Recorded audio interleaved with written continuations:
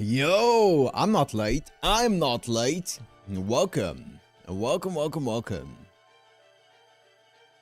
Welcome. Hello, hello, hello, hello. A wizard is never late. He arrives precisely when he means to. Welcome, guys. Welcome, welcome, welcome. Yo, yo, yo. What's up? What's up? What's up? What's up, guys? Welcome. So we have the LB6 music in the background today, as opposed to the loading screen. You know, because this music is so nice. I love the LB6 music so far.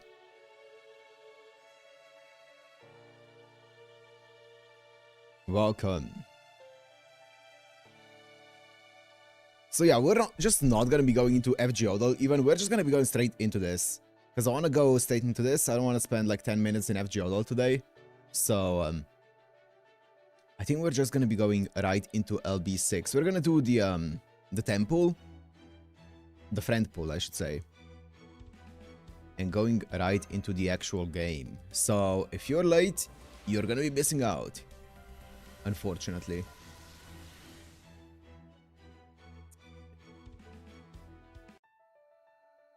Just guessed right. True.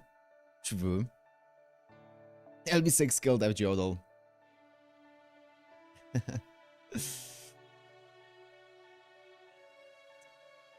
Yeah, anyways, I didn't grind or anything in between it. I'm waiting for a new unit to grind or something, or some kind of event or something. I have nothing to grind. I did all of the free quests on Imagine it. No, wait, what was the previous one? 5.5 on Heonkyo. I did all the free quests there.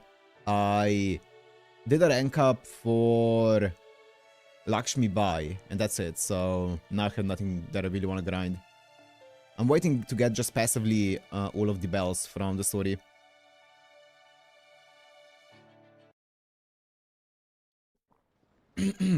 Ooh, nighttime looks nice with all the colors. Wait 1 second. Let me just prep my tea here before we go into this. Okay, what's up, V6? What's up? Maintenance later today and Valentine tomorrow? Yep. I do know that much. Yes. Maintenance later today. An invitation. Of course I already got one. What about it? Guess you just have to unveil your Grand Mage Cat another time, Altoria. Yep. Unfortunately, we weren't able to procure any formal dress, but since Oberon is so, dazzling, I think we should be able to get in as part of his entourage. Of course, Muriel's something a friend of mine, who has some of the best seats in the house.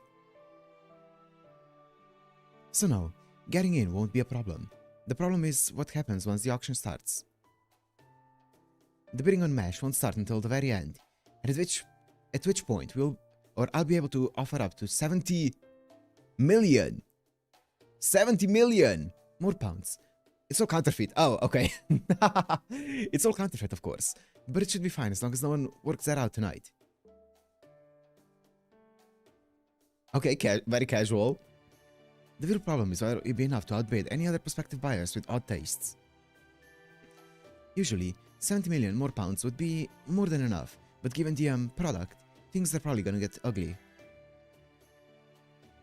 If things get bad enough, what's up, Ria?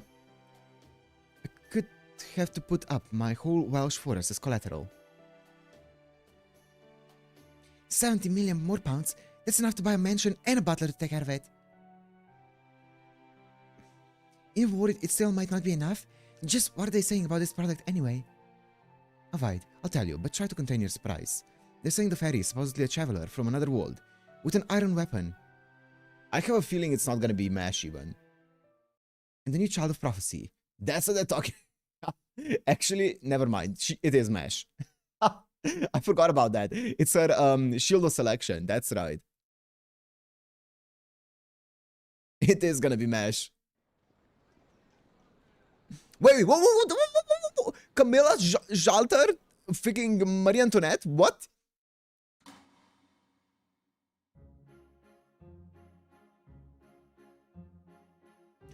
Good evening, ladies and gentleferries.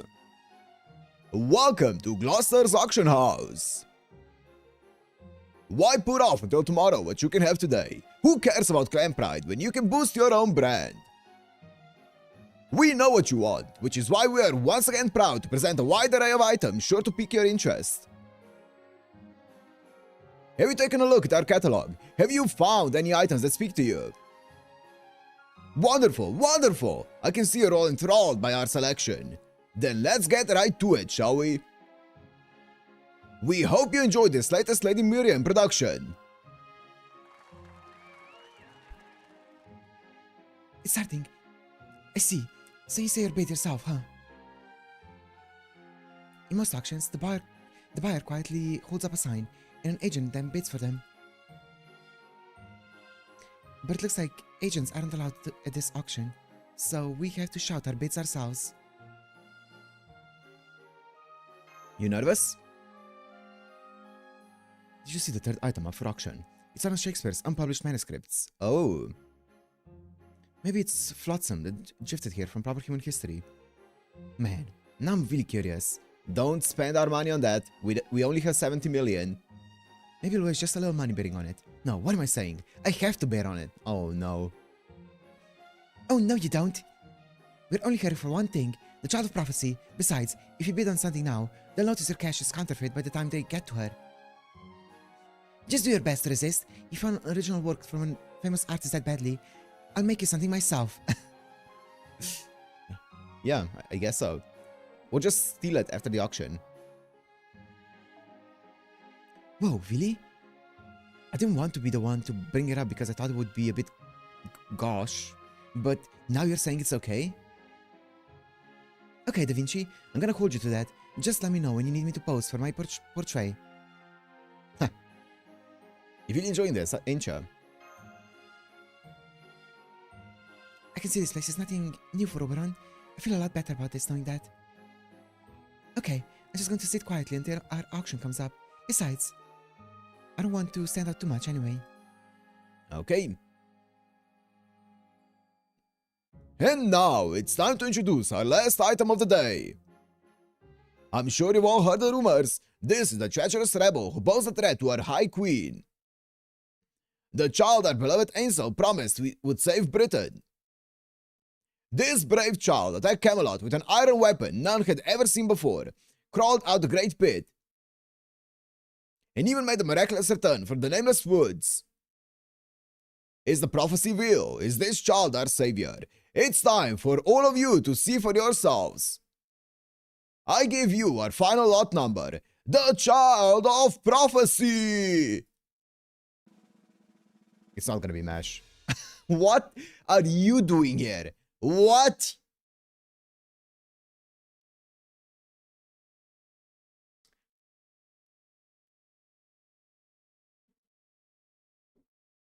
Huh? But Grandpa? Well, excuse the hell out of me for being old. Wait, hang on. Who was that? Say that to my face, why don't you? Easy there, ladies and gentleferries. Please, let's all take it easy. This man's attitude may be as foul as his mouth, but his magical energy is truly impressive. What are you doing here, Muramasa? What's more, he is a gifted craftsman capable of forging wares that put all the blacksmiths of Norwich to shame.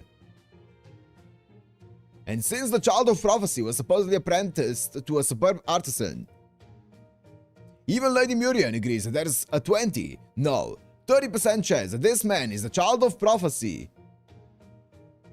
Wow. 30% chance. Shut up.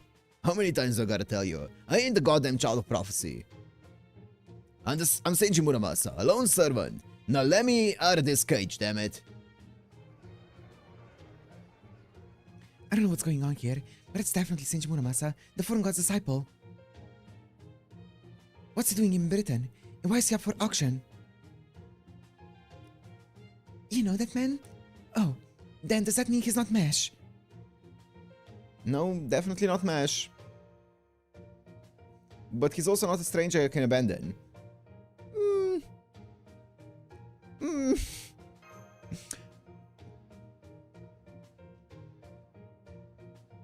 A servant. So he's a servant too, huh? I see. So that's why. I mean, technically, he is 100% our enemy. Fairies here don't know what servants are. And they can't tell them apart from fairies. So we have a servant who came from another world with an iron weapon, who defied the queen. No wonder they thought he was the child of prophecy. But he's not. This is practically fraud. So what do we do now? The bidding's already started. We save him, of course. Of course. Would expect nothing less from you. Got it. Leave it to me. Luckily, everyone else seems caught off guard too. So, 70 million more pounds should be more than enough. Let's start at 1 million and take it from there. The bidding starts at 1 million more pounds, 2 million, 3 million, 4 million, 4.5, 5 million. Lady Altoria's party is now in the lead with a bid of 5 million more pounds. Do I hear 5.5? Why did you use my name? Don't you think it's much more exciting that way? The child of prophecy buying another child of prophecy. What a sentence. That's one for the history books. Oberon! That's 5 million more pounds. Going once, going twice. 10 million! I hear 10 million more pounds. Things are really heating up now. Do I hear 11 million? Oh crap, forget it. I see where this is going. I'm out. 20 million. I bet 20 million more pounds. Oh, enough of this. 70 million! Oh no. What are you doing, Altoria? You don't just lay all your cards on the table at once in a bidding war. That might not have been a great move. Yeah, that was not a great move at all. 70 million! I hear 70 million more pounds. Sold to the party of 100 million more pounds. I don't know what kind of which clan you come from, but you've no business being here. The day someone like you outbids me is the day all of Britain falls. So obviously, it's never ever happening. Oh yeah? That's what you think. Okay, in that case, I bid 101 million more pounds with Oberon's land as collateral. Are you nuts? My land won't even bring in 10 million. I'm afraid I can no longer make a call on this auction. What say you, Lady Murian? Which of these buyers has the more certain purchasing power? Very well. Step down, auctioneer. Difficult decisions like these are mine to make. Whether genuine or not, the fact remains that the Child of Prophecy is the main draw of tonight's auction. Whoever buys him must demonstrate not just wealth, but standing. So, at this time, I'd like to ask both remaining bidders to please come to the stage. So that's how it is. I'm glad you understand how these things work, Murian. No one has more standing than me. Looks like the new money's headed for the executioner's block. Oh crap! Being called out to the stage. This is unheard of for an auction. Is this just how they do things in Gloucester, Oberon? No. I've never heard of anything like this either. Damn it, Murian. What are you up to? Altoria, I'm sure this is some kind of trap. It's best to just stay in your seat. If you go up that stage, you're going to regret... why is Altoria's chair empty? Well, she's there. Afraid it's too late, Oberon. She already took the liverman's hand and headed for the stage. Oh, we're both going up there? Damn it. Why did she have to pick now of all times to develop an impulsive streak?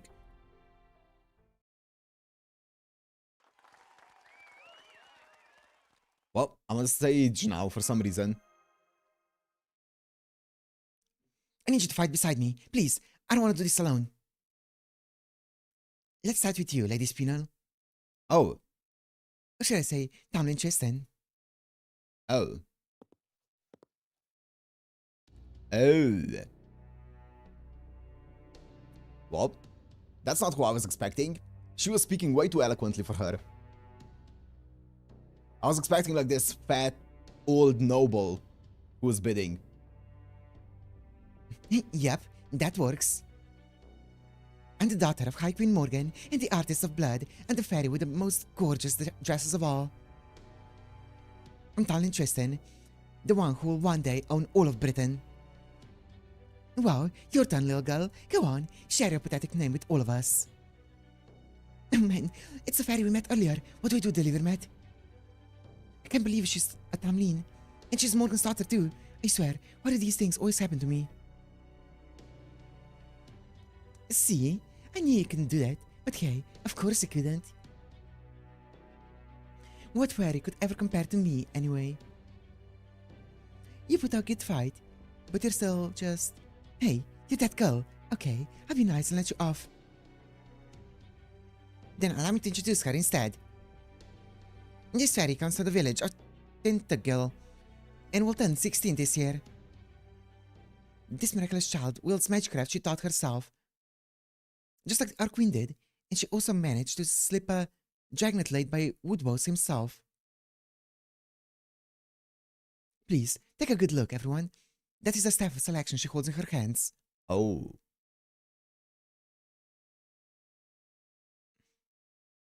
Her name is Altoria, and she's the genuine child of prophecy. Oh. Murian voice changed? Yeah, I don't remember what it was. It was like a child voice. I don't remember what it was, though.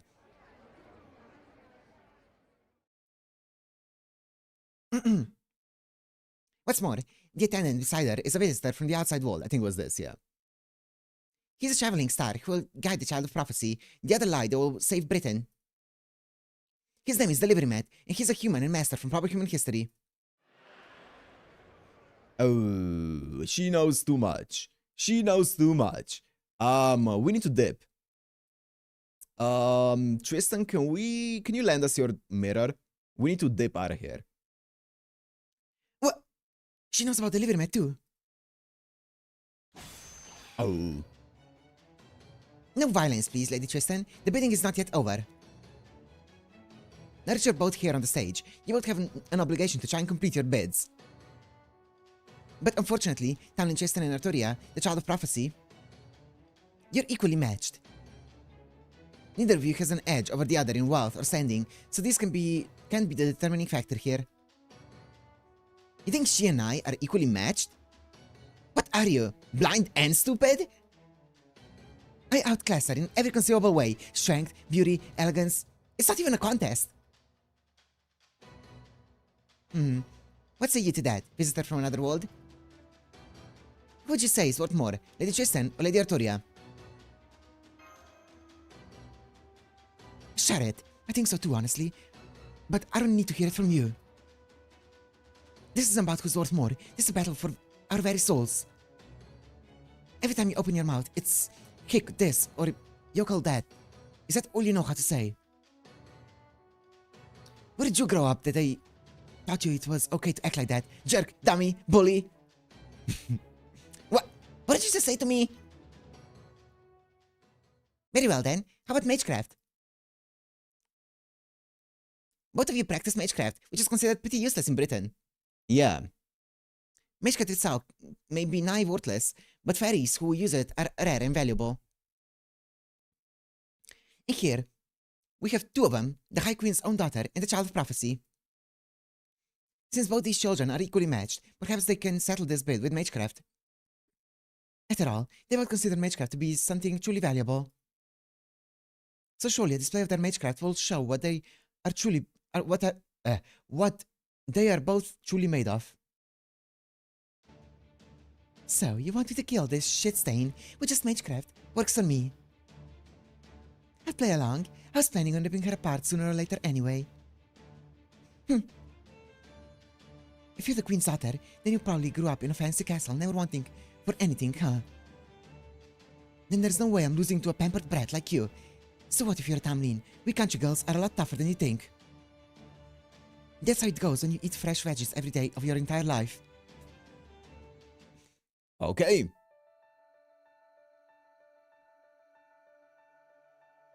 Level 1, yeah. That's, wow. That's what, okay.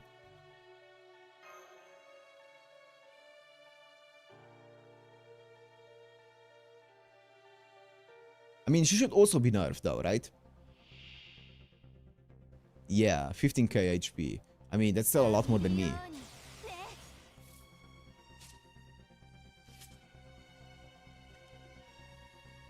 My skills are level 8. I don't even have enough to...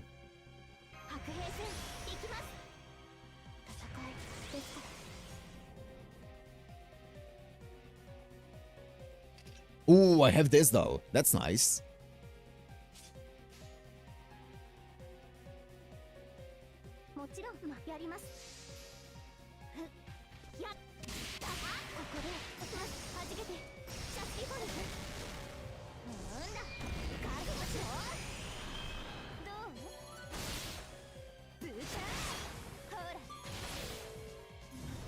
Actually, I could have gone for a 200%. I can still go for a 200%. I'm not really in danger.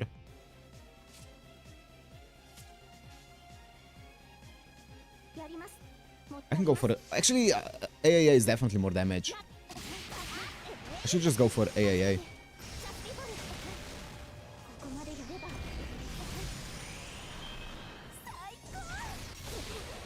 Oh shit!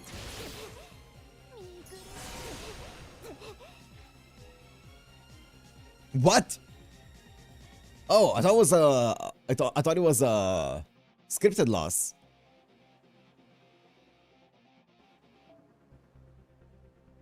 I mean, my Leyline stones are gonna wear out anyways. It's not a boss fight.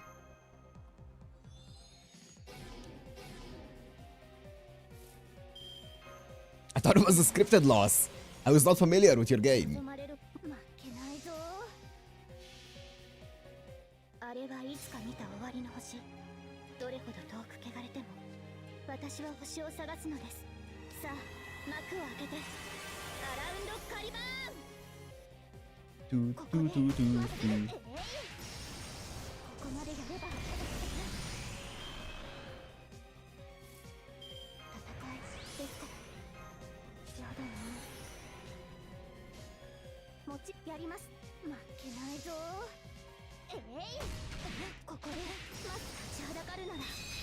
Oh, the OC is such a banger.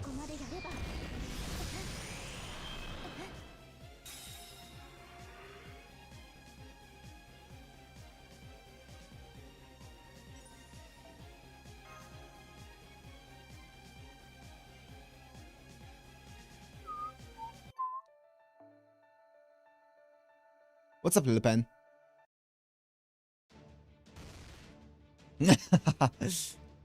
No fair. That didn't count. I wasn't ready that time. This is my actual power. I'd have plenty of Mage Cat if I just went back to the castle. Mage Cat is built on hard work and steady effort. You could have used so many things here once you ran out of Mage Cat trinkets you had on you. For example, this carpet would go in flames at the drop of a hat. With those lamps you could turn into bombs with a little magical energy. But instead, you just threw up your hands as soon as you ran out of the tools you brought with you. Really? No. Now, listen and listen good. You're at least 100 years too young to learn magecraft. Why don't you start with parlor tricks? Yes, nailed it. She's hyping herself up. Oh, oops. You freaking bitch! That's enough. We have a winner. As Lady Altoria's Mage Cat is superior, she'll be the one to purchase this suspected child of prophecy. This concludes tonight's auction.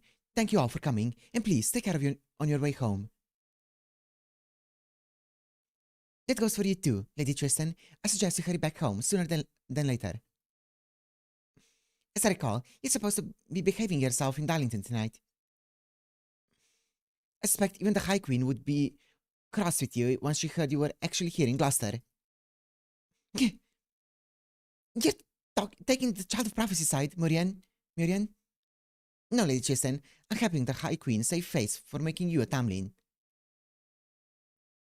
I can clean dirt off my auction hall floor easily enough, but the High Queen's dignity is not so easily restored. You see, some fairies are bound to take issue with your selfish antics and lose respect for the High Queen.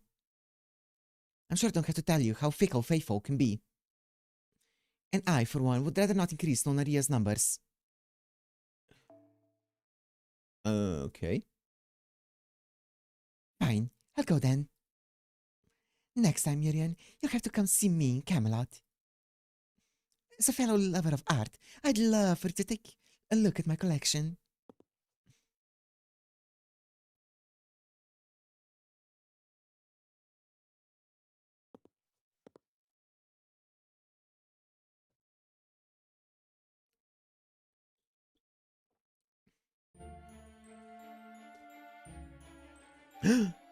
Oh man, it's finally over. That was so nerve-wracking. I thought for sure we were all gonna die. But that girl actually beat Lady Tristan. I can't believe it. She's no taller than me, and she has about the same amount of magical energy as me. But she carries herself with so much dignity. She's amazing. Unbelievably amazing.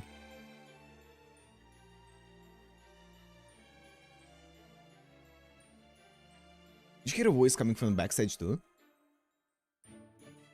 Sorry, no. My nurse just caught up to me, so now my knees are knocking and my ears are ringing. Still, I couldn't just sit back and do nothing. She may have been dozens of times stronger than me.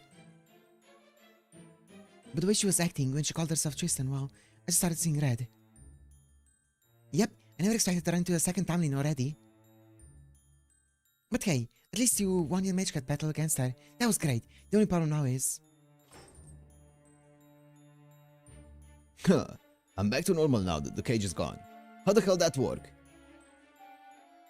Newly fit compatriot, Muramasa. I didn't have time to tell you and Oberon this before at Altoria. But while Muramasa hears also heroic spirit from the outside world, that doesn't mean he's on our side. Yes. He's a disciple of the foreign god, which means he's working against proper human history. Yes, he's the enemy. Yeah. So he's your enemy, Delivermate, but didn't you call him Grandpa earlier? It's a long story. Don't bother explaining. We just had a few other run-ins, that's all. Ain't exactly mortal enemies with these people, but we ain't exactly friends either. We just keep running into each other, for better or worse. Ain't that why, Delivermat? If you wanna fight me, I'll fight you. If you don't, that's fine too. I'll even brew you a cup of tea if you like. Like they say, even chance acquaintances are divine ordinances. Anyway, I gotta say, Gully, between that staff and that outfit, there was a hell of a show you put on. You really nailed that last line of yours too. Gotta say, you British mages are a real breath of fresh air. Thank you. Delivermate. What's this guy? He looks so young, but acts so old. He's also got a terrible aura about him, but I don't sense any hostility from him at all. Okay, just hang on, Muramasa. This doesn't change the fact that you're a threat to us. So for now, let me just ask you this. How did you end up in that cage? I could've kept this to myself forever and died happy. But I suppose you got a right to know. Alright, I'll keep it quick. After the people left Olympus, the foreign god gave me a new order. Told me to infiltrate the British Lost Vault and take care of its king. She also said something about how this place was still growing, when it wasn't supposed to no more. Rasputin had his hands full with something else, and we couldn't get a hold of Limbo. Oh. So I made my way here and broke into the big castle at the Lost Belt Center alone. Those Townlin Watsits were so taken aback that I didn't have any trouble making my way to the throne room. Oh, Milu. But just when I was about to take on the queen, just when I was about to take the queen's head, someone crazy strong flew in at me out of nowhere. The next thing I knew, I'd been knocked clean out to the throne room. I tried to fight her off in the air, but she just swatted me down into a big hole outside the castle. She also punched a bunch of holes in my spirit core in the couple of seconds it took before I fell into the hole. A normal servant would probably have died about 12 times before, 12 times from that. But unfortunately, the foreign god did something unnatural to my body to keep me alive. So I woke up later, still kicking. Once I was able to move about again, it took me 3 days to crawl out of that hole. I'd broken my sledgehammer during the fight, so I stopped by a village where a blacksmith and spent another 3 days there fixing it. On my way home, I got lost in some weird woods and wandered around aimlessly for another 3 days before I collapsed. Then I spent another 3 days in captivity after some unsavory fairies found me unconscious near a road. After that, they sold me to this strange city where I spent the last 5 days talking and showing off what I can do with a forge. So there you have it. Embarrassing as it is, I still ain't done nothing of note here. Are you kidding? Just making it to Morgan's throne room is incredible. In the 2000 years of the era of the High Queen, no warrior has ever made it all the way there before. Yeah? And you're an experienced smith too. The catalog said you can make anything. Well, yeah. But you're still a bad servant, huh? I guess we'll just have to kill you here then. It isn't the servant's action to date that determine whether they're good or bad, Altoria. Servants are basically mercenaries. All that matters is who they currently have a contract with, and what they're going to do next. Who are you? Another servant. I'm Oberon, and yes, I'm a proper human history servant who was summoned to Britain a little before you all got here. St. Muramasa, was it? It sounds like you want to take out Queen Morgan as much as we do. I guess so. Yeah. I don't mind that, because we know that Muramasa is a type of guy who's always going to take one order at a time. So even if he has other orders from the foreign god that he's not telling us, his primary order right now is to take out Queen Morgan. So I think it is pretty safe to team up with him until that's done. But after that's done, the second that's done, he might have another order that we need to be careful of. But I think until then, it's fine to team up. I think it makes sense. Besides, don't you think it would be better for us to put all our wood behind one arrow, so to speak? Good point. I doubt I'll be getting any other help out here. Sounds like a pretty good suggestion to me. What do you think, Deliver Matt? I know St. Muramasa is one of the foreign god's disciples, but he's also always been relatively reasonable. This alter ego version of him might not be the same guy that helped us out in Shimosa, but he's still the same person at heart. Is Shiro teaming out with Altoria? True. I don't think he's the kind of guy to go back on his word. I mean, yeah, he would attack us instantly if the foreign god ordered him to do so, but he would also first take care of this order. So yeah, I think that's fine. I'd be thrilled to have his help, but what about you, Altoria? Huh? You want this old young guy to come with us? I'd love that. Blacksmiths are never bad people, you know? I don't know about that, but... Putting Altoria's curious blacksmith fangirling aside for the moment. Are you sure you're okay with this, Muramasa? I mean, we're not exactly friends with the foreign god. You don't think she might consider this a betrayal? You won't just suddenly explode or something? What? No. The hell do you take me for, anyway? Besides, this ain't a betrayal at all. I'm just a swordsmith who accepted a job from the foreign god. Loyalty ain't part of it. Hell, if I owe anyone a debt, it's that girl over there. You saved my bacon, so now I owe you. The Child of Prophecy, eh? I've heard about you. If you just want me to stick around till you defeat that queen, I'm game. It doesn't even conflict with my contract with the foreign god. What's up, gents? Yay, Muramasa joined our party.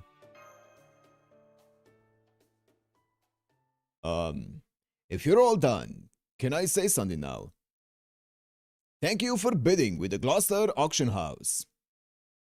Now then, our proprietor would like to extend their congratulations on your purchase while we take care of the financial side of things. So if you'll please come with me, I'll take you to Lady Murian, the Lord of Gloucester. She's expecting you at her mansion. Oh no. Run. Run. We do not have any money.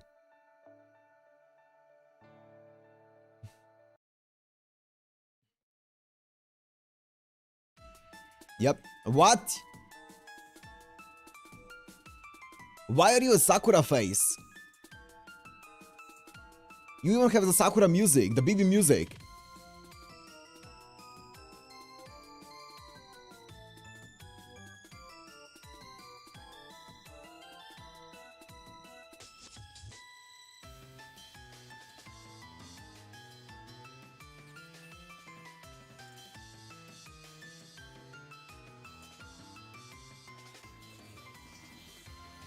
Nice to meet you, Altoria.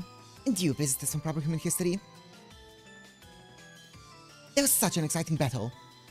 Let me know what the next hot chant will be. I'll call it convenient necessities you can make yourself. Simple, fulfilling, match with items for good luck. It's going to be the most plain Jane trend in Gloucester's history.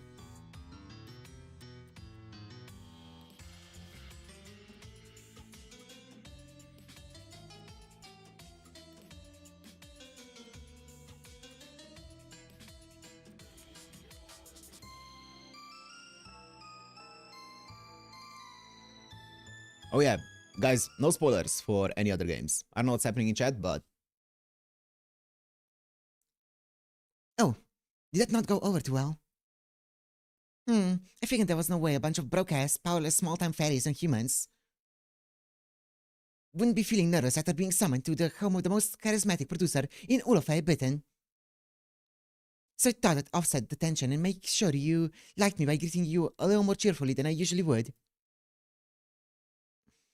But I guess this just goes to show why you shouldn't be too quick to leave your comfort zone. Then again, you do only get one chance to make a first impression. You're Miri. She's seriously giving... Oh, she's giving me serious BB vibes. Oh yeah, true. I mean, we don't know Sakura, so we don't know what the Sakura face is. Yes, hello, I'm Yurian. You don't need me to keep going, right? Anyway, it's a pleasure. Phew. Thank goodness you're back to your usual self, Miriam. I was beginning to think you'd been body snatched. What the hell was that? Returning into a morse or something? Don't be rude, Oberon. I'm the perfect fairy lady, and I always will be. That was just me going above and beyond. I've been so excited to meet a human from proper human history who isn't battle god, you see? My fey eyes may not be what they used to be, but I can still make out auras. You deliver, Matthias. You're just as darling as I thought you'd be. If it looks like all of you outsiders were like battle, I'd be killing you right now in a fit of rage. But I'm relieved to see you have perfectly decent auras about you. It's enough to give me hope, if it's just a little. Thanks. We're still trying to wrap our heads around the situation. So you know about proper human history, and you're welcoming us here anyway. Do I have that right? Don't make me laugh. I'm not afraid of proper human history. I'm sorry, that's not quite right. It's not proper human history that worries me. It's you Chaldeans. From what I've been told, you've been to all sorts of other worlds. So first of all, I'm going to learn for myself exactly what it is you plan on doing in Fairy Britain. Though I already have a pretty good idea thanks to what Muramasa told me. Muramasa? You told her about us. Hey, I never dreamed we were gonna end up working together. So yeah, I told her about what happened in Olympus after she interrogated me, but just a little. Interrogated you? Exactly, you saw that. Here I thought it was a lovely tea party. I mean, I suppose I might have had a teensy bit of trouble containing my excitement. After you told me all those fascinating things about the foreign god, the Caesar Antinous, and the cryptors, and the alter egos, but even so. You call it teensy? So it's not true that the Wing Clan are the most mild-mannered of all the fairies then. So is it not true? No, they are. Or at least they used to be. But there aren't any mild-mannered Wing Clan fairies left anymore. Not after... Oberon. Oh, right. Sorry, I didn't mean to interrupt. Please, go on, my fair butterbur princess. Interesting. It's okay, Oberon. You didn't interrupt me. Muramasa did. Deliver, Matt. I just want to make sure of one thing. You don't mean to leave this last belt alone, yes? Your business here is only with the Queen Morgan, since she was foolish enough to go after Olympus. And Caldia has no intention of attacking Britain itself. Can you look me in the eye and swear that? I don't know how much Muramasa told her about our exploits in Olympus. If Muramasa told her about what we did to Olympus and what our true objective is, and now here we lie to her in her face, I feel like it's not gonna bode well. But to be fair, if you tell the truth, it's also not gonna bode well. I wish I could, but I can't, at least right now. Yeah. I see. Not the most eloquent defense, but a well-considered one. So you're still trying to figure out who your real enemy is and what it is you hope to acquire here. I guess we avoided telling her that we're planning on wiping out this last belt. I understand. You haven't even met Queen Morgan yet. Of course you can't make a final decision now. Very well then. Normally, I would capture you all here and present you to the Queen. And also, it looks like Muramasa didn't tell her about it either. But instead, you're going to hold off on making a decision for now, much the way you are. Much the way you are. As long as Caldia leaves Britain itself alone, I won't get in your way. So you're welcome to keep enjoying your sightseeing in Britain.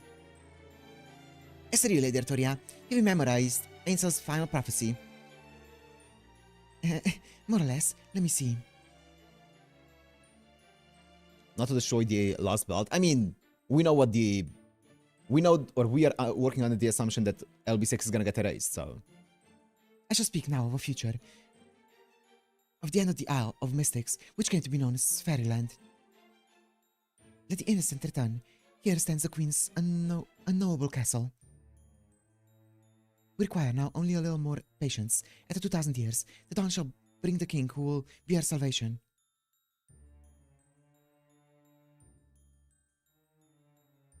She shall be the child who saves the world, who binds both peoples together.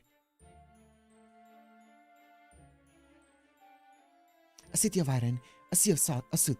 When the calamity recedes, her pilgrimage begins. Wing, wing, like raging thunder, like weeping flame, let us hearken to the 6 bells ringing. I think that's how it went, right? Let me reread it.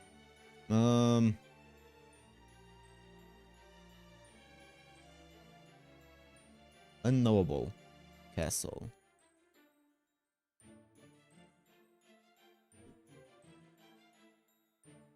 A city of iron, a sea of soot. When the calamity recedes, her pilgrimage begins. When the calamity recedes, okay. A ring ring like raging thunder, like weeping flame. Let us hearken to the 6 bells ringing.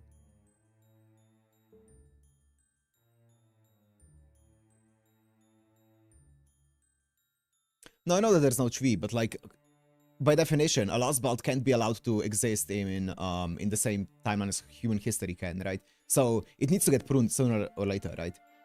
Because like by definition, if it's a lost belt, it needs to get pruned. Because it shouldn't exist. Have a good one, Arnold. Have a good one. Let's say, more or less. You left out some key bits, but you got the gist. How does this last belt still exist? I don't know. I'm gonna guess we're gonna find out. But I don't know. By definition, it should get pruned by a liar or whatever, but we don't know why it exists, right? Oberon, are you still sure this is the Child of Prophecy? Are you really sure? I mean, she hasn't even been able to weaponize her biggest selling point. No, I wouldn't say that. I think she's got a few important points down. As far as the two of you are concerned, the only important passage is the last one, since you're the guardian of the bell tower right above us. The bell tower? You don't mean... I sure do. One of the 6 bells describing the prophecy is above us right now. And I believe you found one in Salisbury too, didn't you? Wait, are you saying you didn't come here to ring the Gloucester's bell? Well... You actually came here looking for someone. A human girl named Mash. Mash? Sorry, but no one in Gloucester has ever spoken that word before. Are you sure she's not in that city? I think she is, yeah. Okay. I thought one of your usual crew was missing. What happened? You get separated and come to Gloucester looking for her. Well, yeah. I mean, we heard there was going to be a fairy with an unusual iron weapon being put up for auction. How are we supposed to know that was gonna be you? I guess I have to take some of the blame for that. I should have looked into this more closely. I could have at least found out if the fairy being sold was male or female, if I just snuck into the auction hall. As if you could pull that off. My auctions are extremely well guarded. Not even an ant, nor a single drop of blood could get in without detection. Good point. After all, it's been a few hundred years since you established your doctrine. Or maybe objectives is a better word. That nobody's allowed to use violence in Gloucester, hasn't it? But anyway, let's get back to the bell, Miriam. How come you're being so cold to Altoria, even though you believe she truly is a child of prophecy? To be honest, I'm disappointed. Queen Morgan may be a great ruler, but she is excessively cruel. It's not just the annual existence tax, it's the way she treats humans, and how she oppresses every fairy who isn't part of a clan. It's the way she fails to handle the calamities, the way she monopolizes the flotsam. The law that keeps our society a pale imitation of human civilization. In the last 100 years alone, she got all of Darlington moved, followed by building the National Slaughterhouse Theatre. She's always been ruthless towards those who defy her, but she's gotten even worse ever since she appointed Tristan as her successor. There's a time when I thought she would be the ruler who would finally rid Britain of the calamities. But now she's just a witch intent on turning Britain into her personal plaything. That's why we have been waiting for you, Lady Altoria. But you just don't look the part. I can't see you beating the queen like this. It'd be one thing if the other clans were on your side, but neither the Earth Clan nor the Wind Clan will be willing to make a move as things stand now. What's up, Manju? So you're not going to show us the Gloucester's bell then? Not now, at any rate. I'm the Lord of Gloucester. I have a duty to keep it safe. If I were to lend you my support now, Lady Altoria, it would be seen as an act of revolt against the Queen. Not even my Fey domain would keep us safe if that happened. If she wanted to, Queen Morgan could easily dispel it. Okay, well, so much for Queen Morgan not being affected by it. So please come back to Gloucester once. Come back to Gloucester again, after you have grown stronger. I don't care what form that power takes. It could be connections, or magecraft, or funding. I'll take anything as long as it leads to a way of defeating the Queen. Remember, Altoria, you're the Fey folk, Star of Hope. The chosen child of prophecy who will save Britain from its long twilight.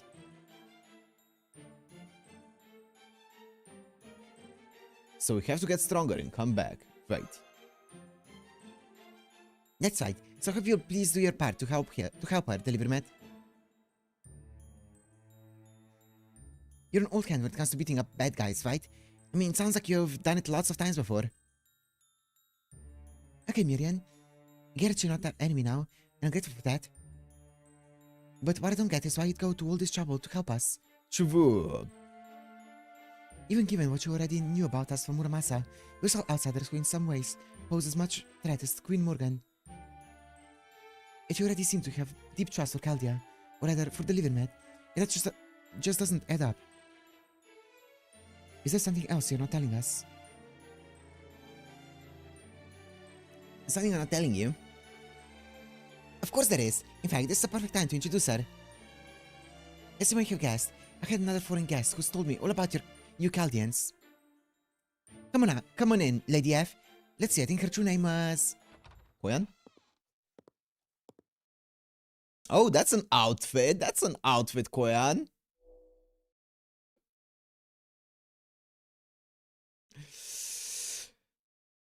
Okay. Interesting outfit. I don't know what it's supposed to... It's supposed to be kind of like a Victorian-esque outfit. I don't know. My least favorite Koyan outfit? Yeah. Koyanskaya. Tamovich Koyanskaya, princess. Yeah, something like that. G'day, my dear Chaldeans. I'm so glad to see you all doing so well. the face of disgust on Altoria. Yet another outfit? Stop that, delivery man. Please, calm down. Didn't I already tell you I want to buy the violence in Gloucester? Besides, she's an important guest of mine. A business partner, really. She means Britain no harm. And she's no intention of interfering with Chaldea either. After all, under most circumstances, she wouldn't even be here now. Yeah, I wish they gave us Koyan outfits. That would be great. The only reason she's still here is because I insisted she stay after she tried to leave.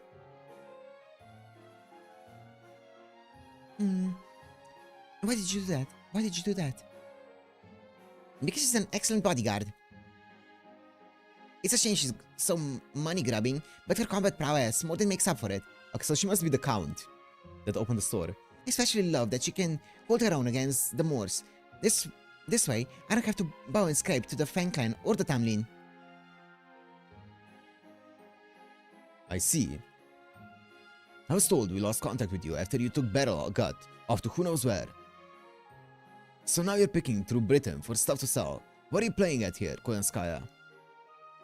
Did you get tired of waiting for the foreign god and Chaldea to off each other? Both of the disciples are here, and decide to show your true colors now that the foreign god's shown up.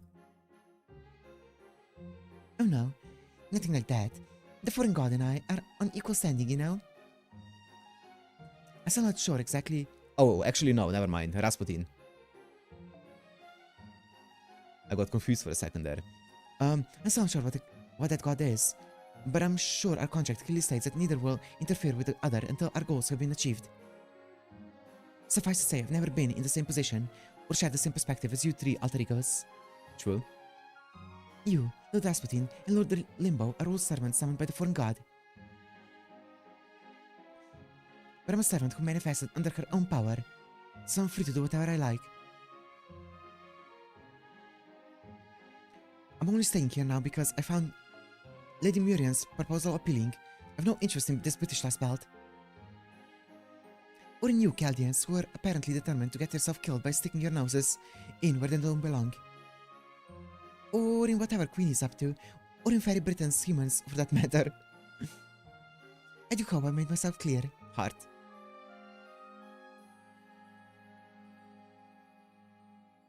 Yeah, I know, Angelis, and I know. I just got gaslit too many times. You're not going to do anything bad here. So what are you doing here up until now then? What have you been doing here? She's been doing business. Why? Stocking up on new merchandise, of course. I've been filling my metaphorical ladders with all sorts of rare delicacies unique to the land of the Fae. Every other Oswald has either been on its last legs, or had meager offerings, was secluded, or something out of science fiction.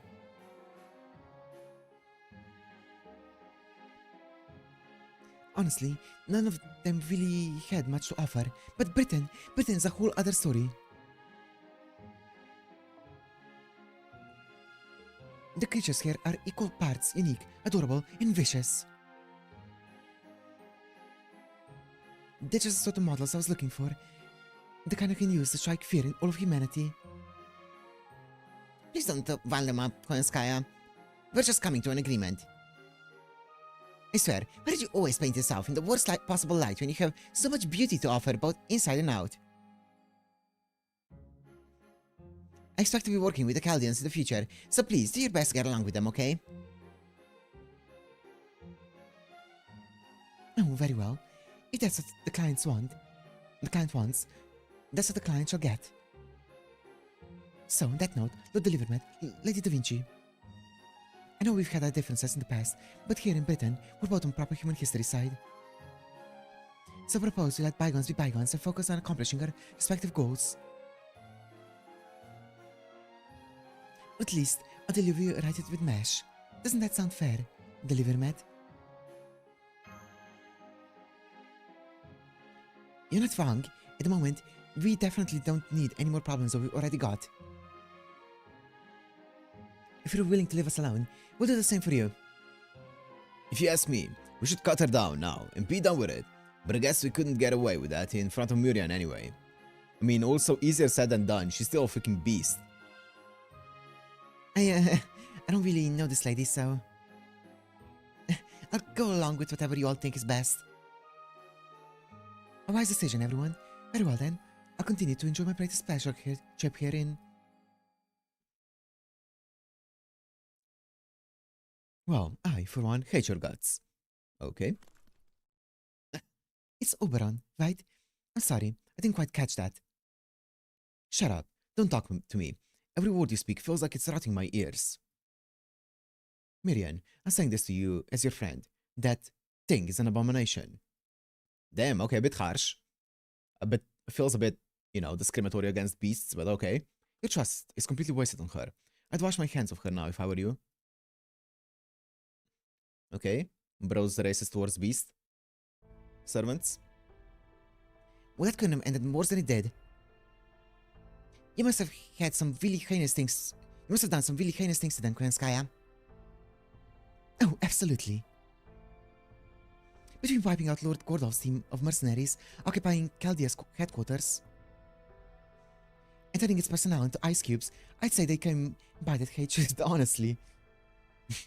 She acknowledges it. She's like, yeah, you know what? Fair enough. Fair enough. You know, I get why you hate me. But I don't know anything about that Oberon servant. Who is he? He doesn't seem to be from Fairy Britain. Oberon just showed up in the Welsh forest about 2 months ago. Okay, he's been here for 2 months. Okay. He's a heroic spirit from proper human history. Ah, yes. I guess I'll make him a servant. Anyway, he likes to call himself the Fairy King, and he usually spends his time performing shows in cities around Britain. I got to know him before, when he first came to Gloucester. At first, I was thrilled to have found a fellow Wing Clan fairy, since he looks so much like one, but... I'm sorry, I don't have to tell you this. But it would be dishonest to not say anything. I know I may look like a Wing Clan fairy, but I'm not. After all, your clanmates are already... But hey, never mind that. You're the Lord of Gloucester, right? Then please, I need you to give me an unsecured loan. The fate of the whole world depends on it.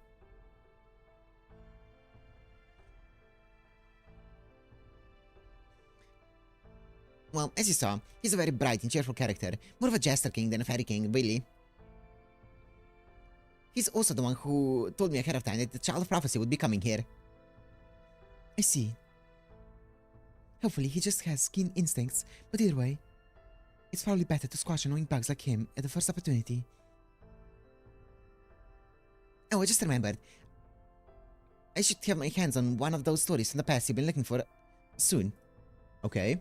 There aren't many fairies left who remembered what things were like 2,000 years ago during the Fae era. But luckily, I managed to track down a book one of the Camelot's banished librarians had been keeping secret for ages. Oh, I want to read that. You should get there soon.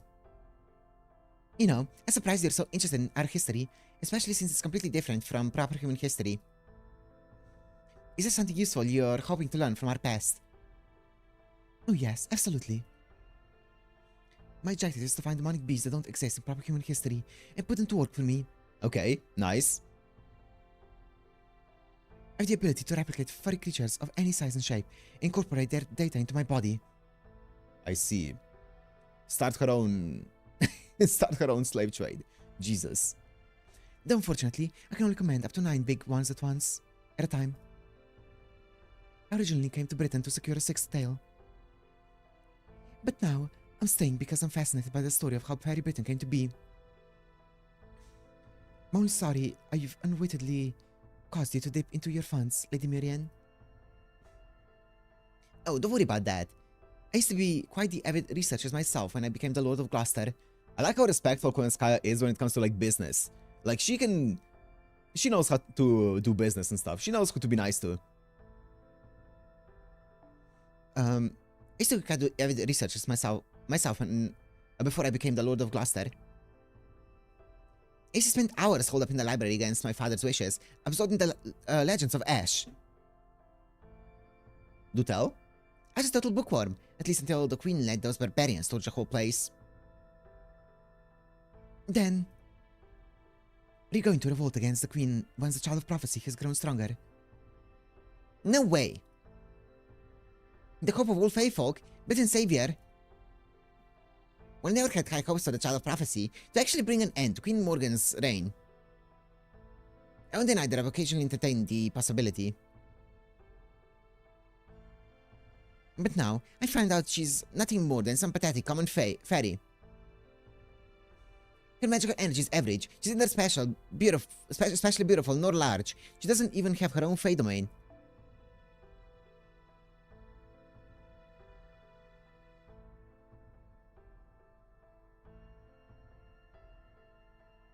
Oh, I see.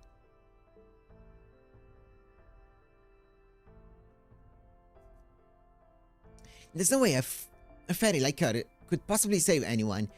I should have known the only one I can really rely on is myself. It's a shame I ended up letting Muramasa go after all the time I put into him.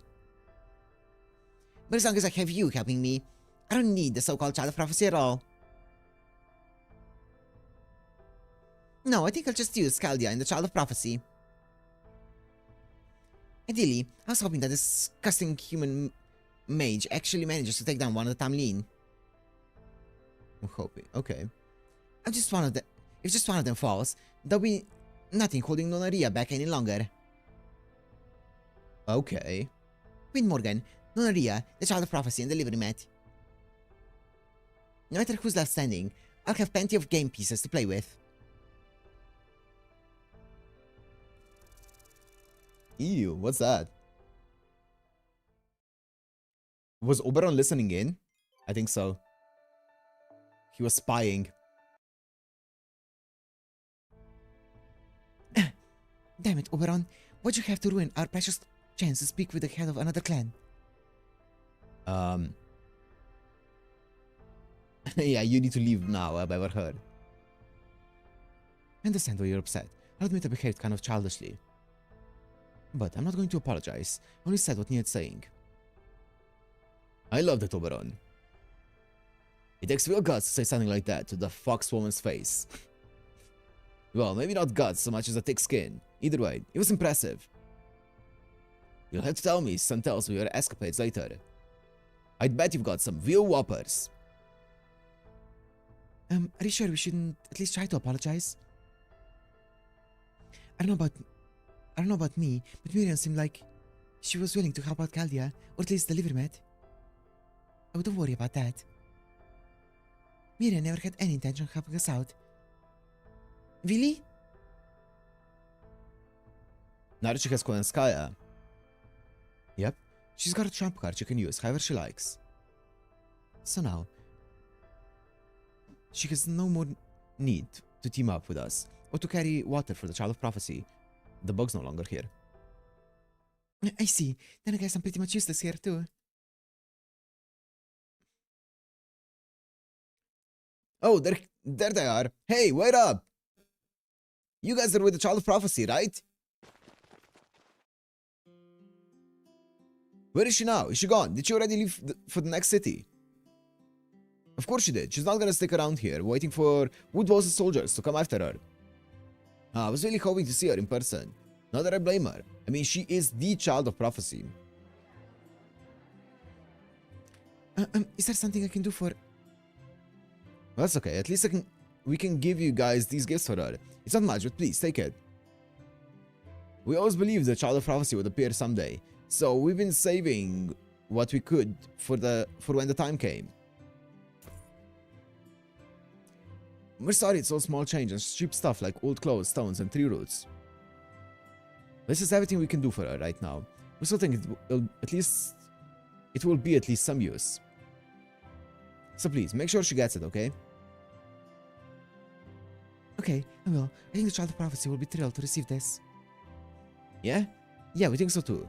You guys make sure you keep her safe, okay?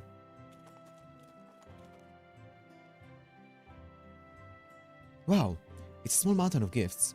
Can those metal arms of yours carry it all, Da Vinci? Of course. You have my word that I'll carry everything back to the carriage safely and safe and sound. Well, that was nice, huh, Altoria? Sure, they might not have realized it was you.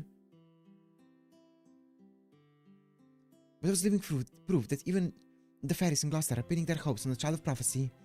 Wait, but how did they know that we're the group with the Child of Prophecy, but they didn't recognize her? I guess you just probably heard rumors. You're right. And with this many materials and magical goodies, we won't have to worry about giving delivery man fat for some time.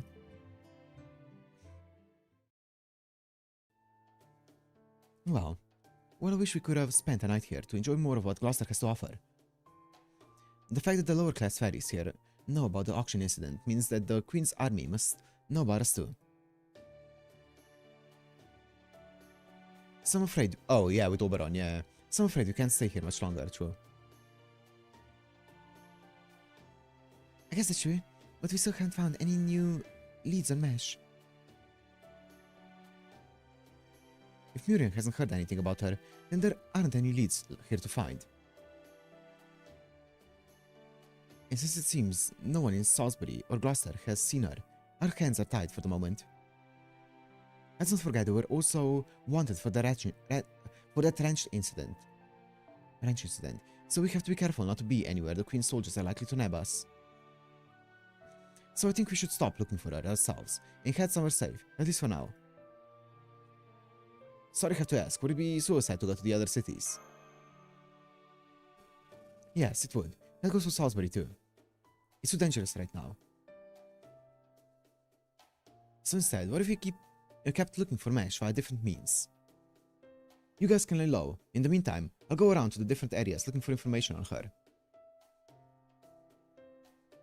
Just because you guys can't look for her now doesn't mean I can't after all.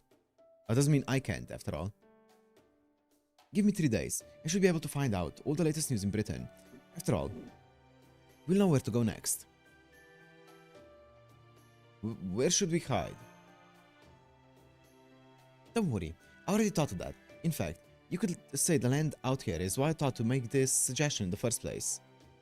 Oberon knows so much more than he's telling us, but I don't know what. And I don't know why he... We'll see. Like, he has so many plans that he's keeping to himself. He's not telling us any of his plans. Or like, not all of his plans. So we'll be camping out for a while, huh? Then we'll have to look out. We'll have to look for an out-of-the-way campsite. Don't worry, I can get pitching tents. And I can also put up all the different bandit fields we'll need to keep undesirables away. Really? That's great to hear, but you won't need any of that this time around. Huh? Oh, now I see. Sorry to steal your thunder, Altoria. But we really need to play it safe here, so I'm afraid we will have to wait for another time. Alright, let's get going to my secret base. See that forest over there, past the Western Hill? That's the Welsh forest. It's a place that's long been abandoned by fairies and humans alike, where all dried up things go to rest. And it's the personal domain of yours truly.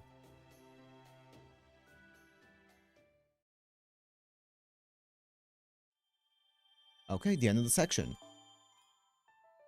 Those were pretty fast 4 arrows. Oh.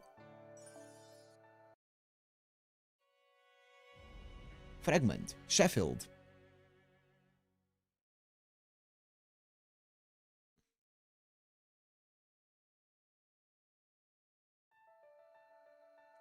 Yeah, I know, Luna. The less people know about something, the more likely it will work. But there are also other things that he's not telling us, not necessarily to do directly with the plan. Like the thing with Koyanskaya, he never addressed. I don't know, we'll see. And also he had some strange lines that he said that raised some eyebrows. We'll see. I know that they're gonna obviously, it's gonna play a part in the story, so we're gonna find out why he's acting the way that he is, but it's definitely suspicious. We'll see. There it is, Annis. That's Sheffield, the biggest hub city in all of Northern Britain. What an incredible citadel. Is that a castle up there on the hill? That's right, that's the only place the ramparts like us. No, it's the only place with ramparts like that, apart from Camelot. Did you know there's something special about Fairy Britain's ramparts? They're also bounded fields. The fairies that build them take a lot of time making sure they come out just right. Basically, nobody can get past these walls except through the gate. If the gate's open, you're free to pass. If it's closed, nothing's getting through. Those are the rules these kinds of magic walls are built within. Plumbing and windows aside, as long as you can keep the gate protected, everything else will be safe. They say Bogart's the one who had all this built, including the castle. Bogart? Is that the Lord of Sheffield? It sure is. He's also known as Bogart the Braggart and Bogart the Loveless. He didn't just lose the battle to decide who would lead the Fang clan. He's also so unruly. Wait. He didn't just lose. Okay. He's also so unruly. He got kicked out of Norwich.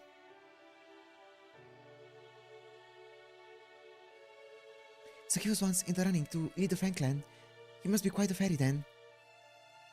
Braggart speaks for itself, but why is he also known as Loveless? Because he sort of marrying for love. And now only takes human women as wives. Damn, okay. Every fairy he married in the past all hated his guts. The only reason he lost his mana battle with Woodrose and his money game with Spriggan is because his wives betrayed him. It sounds like a stellar guy. When they were done with him, he didn't have any place left to go. Ever since, he's only taken human women as wives. Says that at least slaves will never betray him. That's kinda sad. So that's why he's called Bogart the Loveless. That's crazy. At least people won't betray me if I can order them not to betray me. If you ask me though, I think he still wants love. He just doesn't trust it anymore. I see. It sounds like he's been through a lot.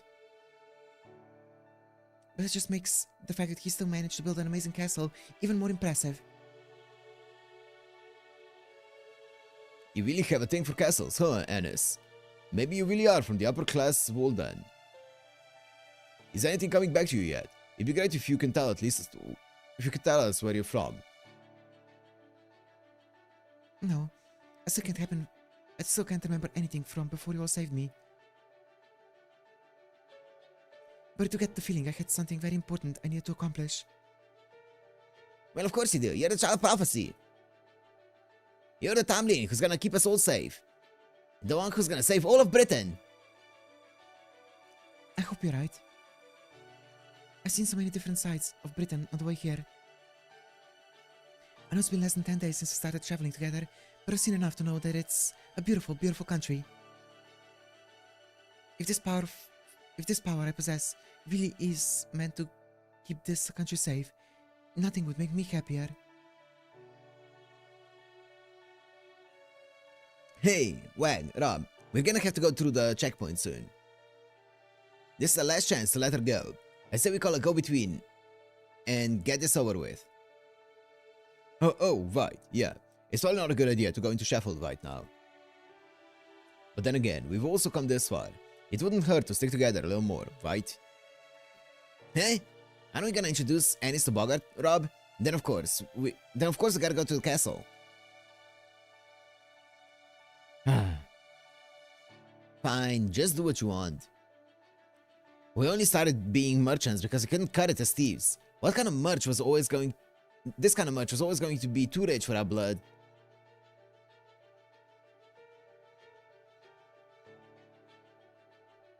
And so, the ferry's cart stopped in Sheffield. At this point, the livery mat was still sleeping in the nameless woods. What? What? That's the timeline? And Da Vinci had just become acquainted with Mike, the pub owner in Salisbury. And so, this other child of prophecy made their way into Sheffield. None the wiser that they were in the midst of a rebellion against High Queen Morgan.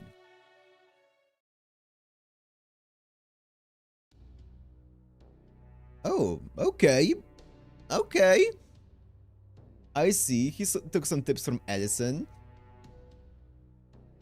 That's an outfit. Oh, shit. That little girl is the child of prophecy. Yes, Mr. Bogart, sir. We're sure of it.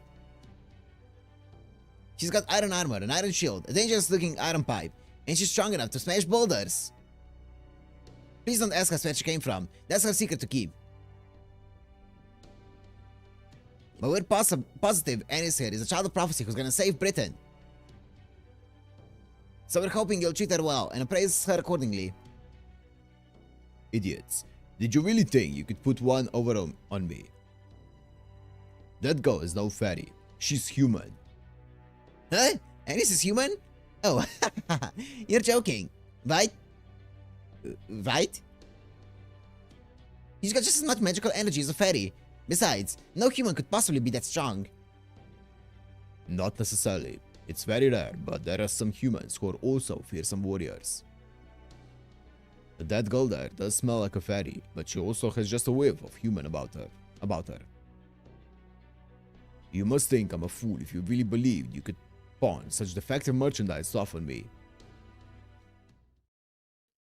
Here in my city of Sheffield, liars are no better than criminals, and fraud is a crime punishable by death.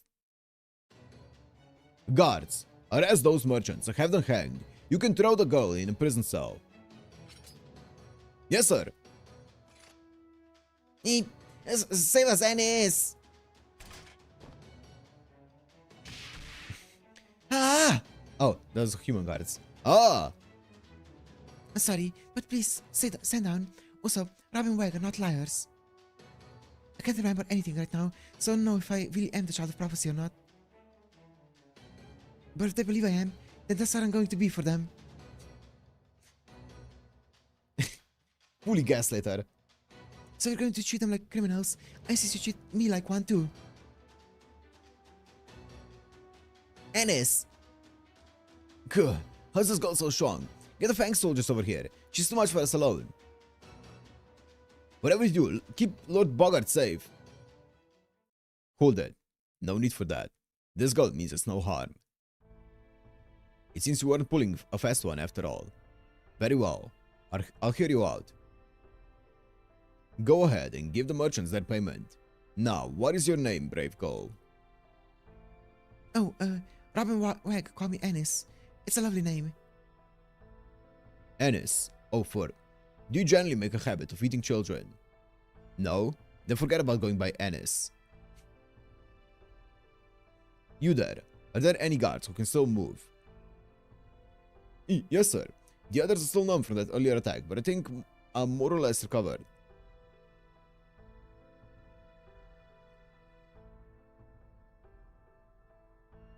Name drop.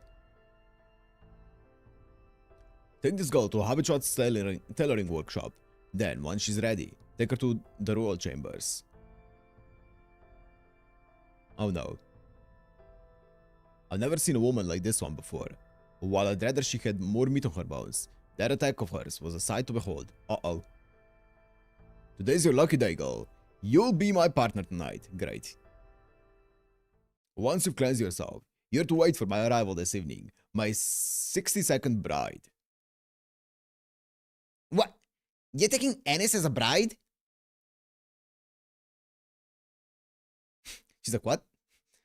I don't know what you mean. And so, she came to the fairy who would serve as her final bastion. The workshop of Habituat, the ever-cheerful fairy, beloved by everyone in Sheffield.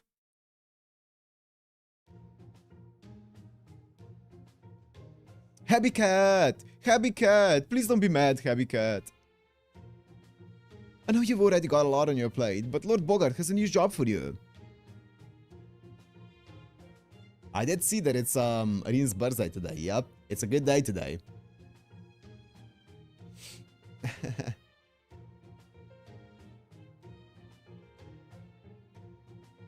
And you think pussyfooting around will make me say yes? I already told you not to bring me any more work. I didn't come here to stitch together armor and spears and bags. I came here to sew dresses, damn it.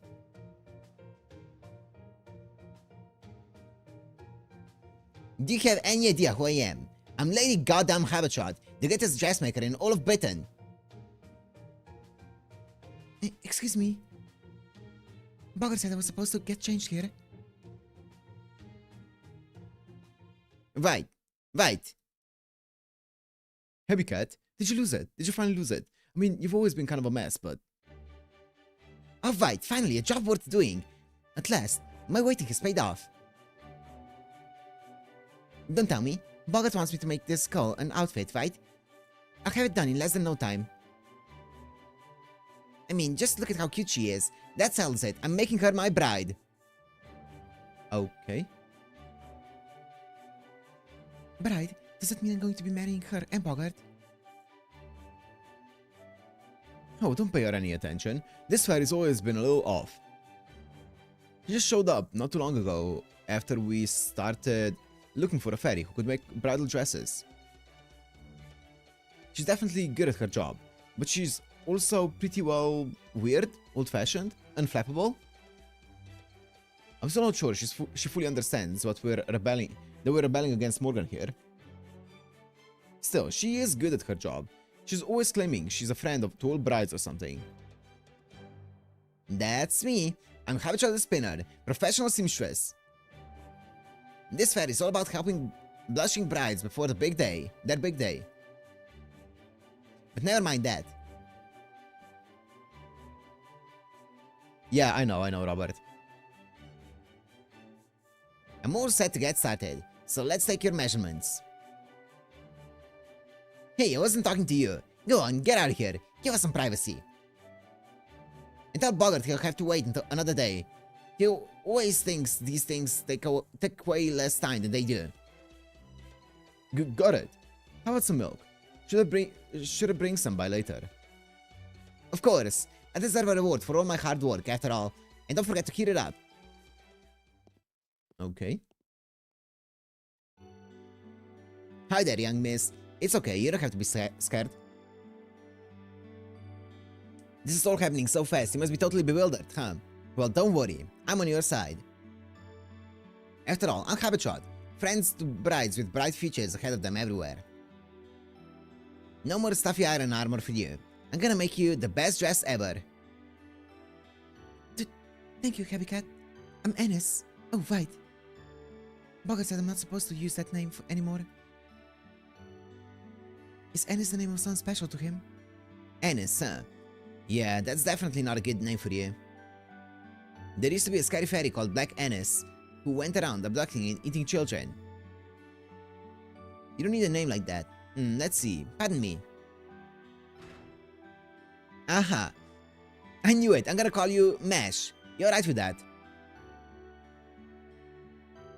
Okay. I hate to say goodbye to Ennis, but Mash sounds fine too. But why did you pick Mash? Because it's written on your shield. See? It's right here on the inside, in chalk. Oh wow, you're right. In such big letters too. Can't believe I never noticed it before. So you're responsible enough to write your name on your things. But then you forgot your own name? That's funny. What? Did she write it? I wonder... I mean, maybe it was always there and she wrote it, but maybe it was, I don't know, Oberon or something found her and wrote it? I don't know. Or it could be just her. And so, she regained her true name, but only in the most superficial sense.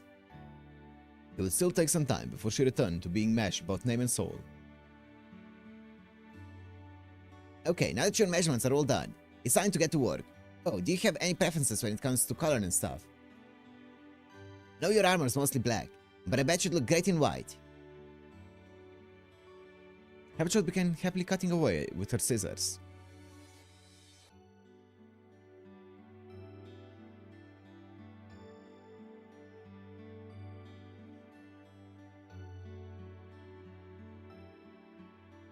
And the next day, The best time of Habitude's life came to an end. There. All done. You can open your eyes now, Mesh. Go on, take a look in the mirror.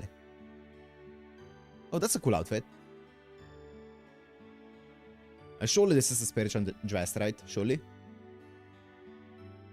This is wonderful, Heavy Cat. I love it. It's easy to move in and warm. It's so very soft. It almost feels like I'm wrapped in stars. I can't believe I'm getting such a lovely outfit so soon after I got here. You must be the luckiest bride in the world. Morning, Mesh. That's great. I'm so glad to hear that. And now, our story begins in earnest. For the time being, the girl was no longer a shield bearer, but a lady, the envy of everyone.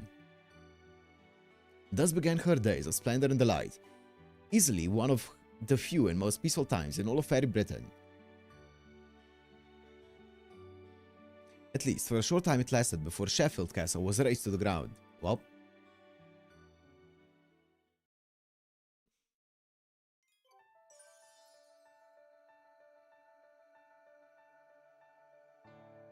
oh, okay, I didn't notice this. It says Fragment 3 Sheffield 1, okay. But it's all a section in itself. From the moment the first rays of morning light lit the sky, Sheffield's castle town was abuzz with excitement.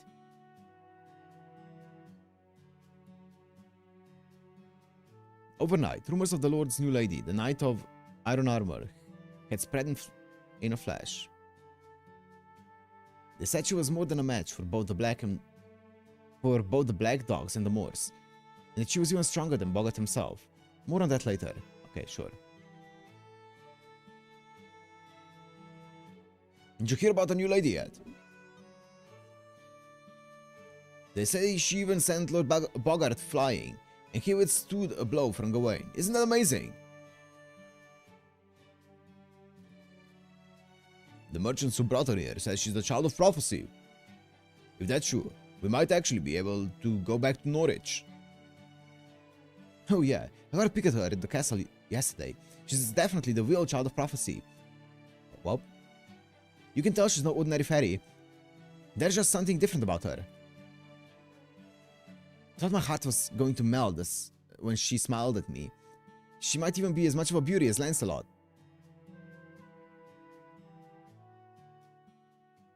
Oh. Okay, I forgot for a second. I was like, wait, what? I had a different image in my mind.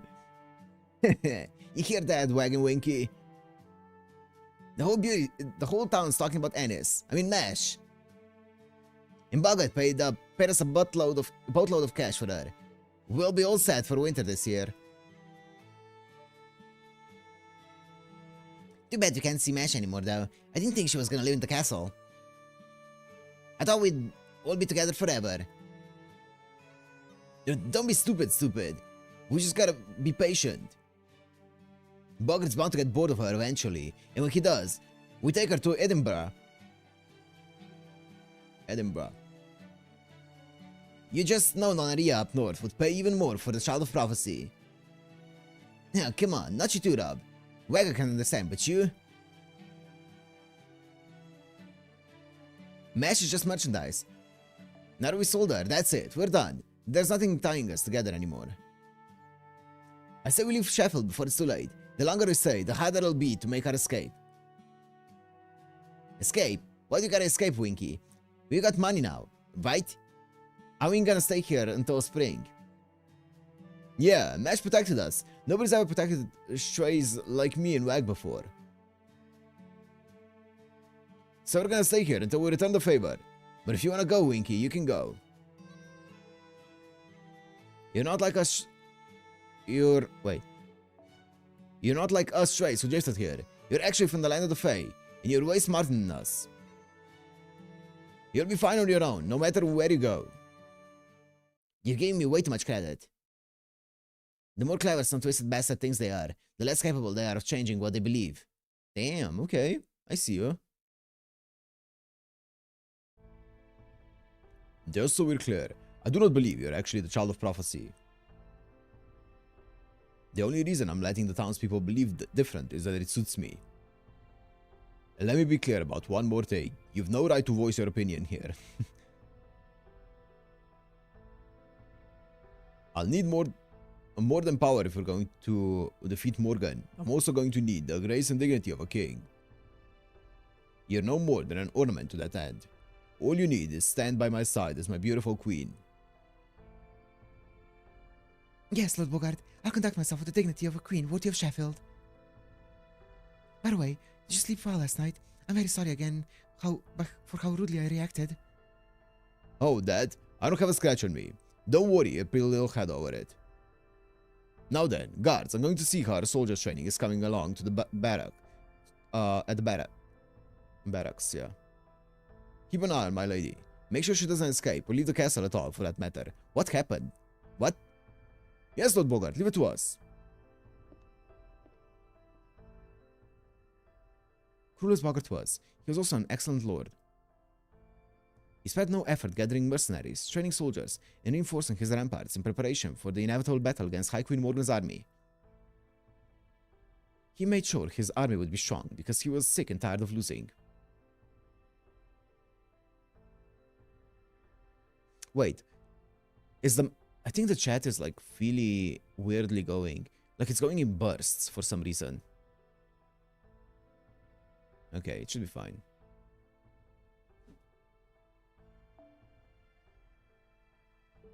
Although he was internally driven by his fear of failure, at this time, Bogart was still regarded as a good ruler.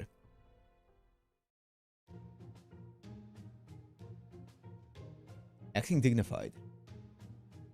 Puffing out chest and putting up on airs, okay? Realizing there's more to dignity than that.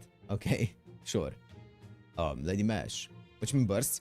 I don't know, it feels like the chat just goes for like 3 messages or 4 messages and then nothing for like a long time and then 4 messages again. I don't know. It feels like it's maybe it was just coincidence. It happened a few times in a row though.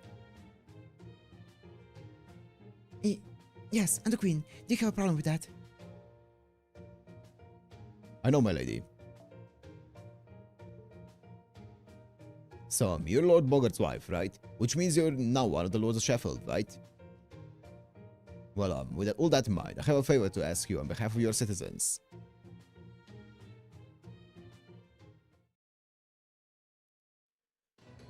We've been getting lots of eyewitness reports of more spotted in Western Sheffield. And according to the merchants who brought you here, the Moors have no effect on you. The Fang clan does have more resistance to the Moors poison than the other clans, but it still hurts like hell. So if it's not too much to ask, we're hoping we might be able to ask for your assistance. So that's why you brought me all this way. Then I'd be glad to handle this. Since I destroyed parts of the castle's walls last night, it's only right that I do my part to help. Huh?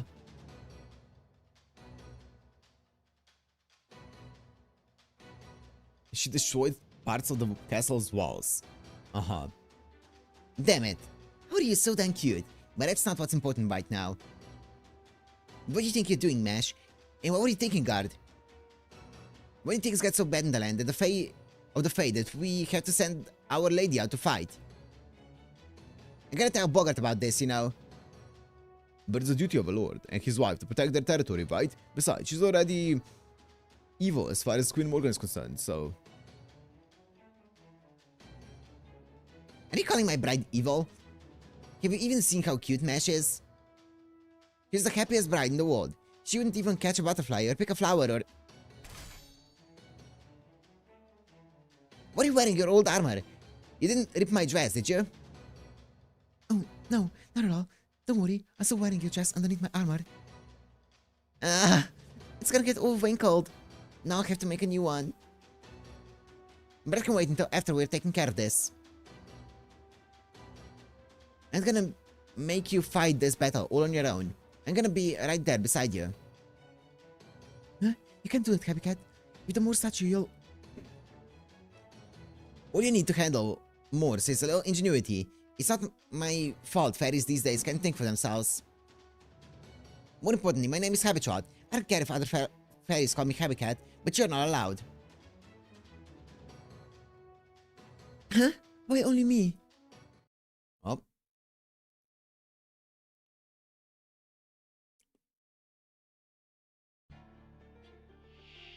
Um...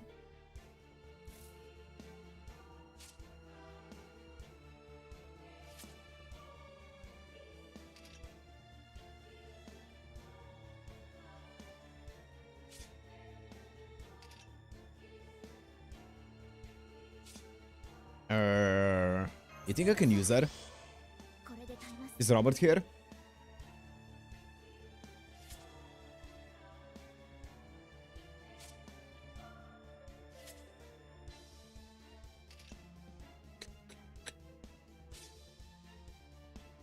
Well, I'm not gonna use it for now.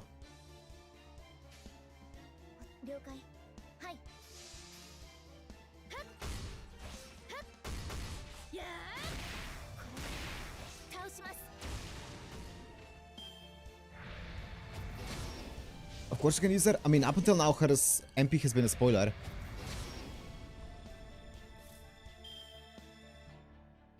It's kind of odd.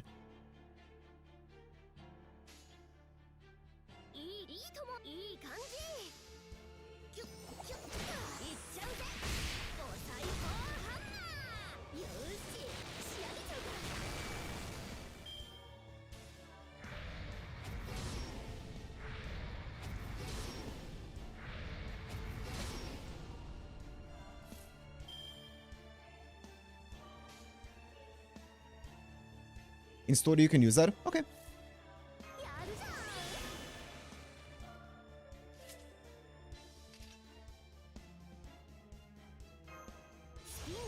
Just not outside. Okay. Bet.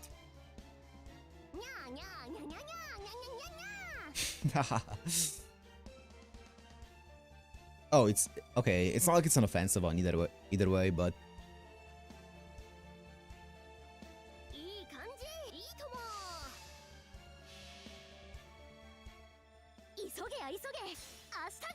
Just not friends support. Okay. Okay, I see. They show nothing in this one. Okay, they show nothing in this one. Cool.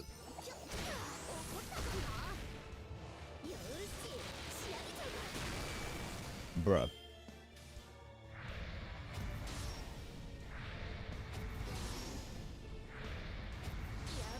Also, can you give me skill 3 on her? Please.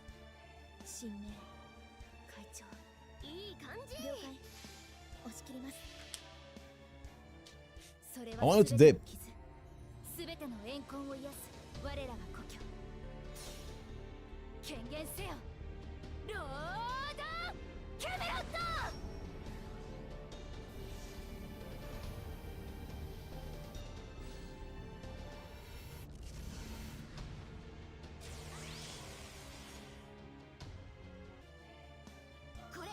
But that wasn't that 90%? Maybe it was 80. Great.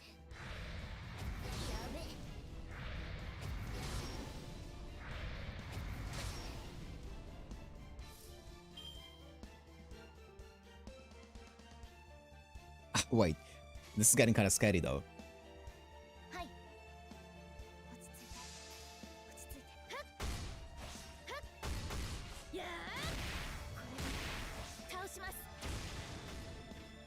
Something different with Mesh? I mean, she's not using Orton X, obviously.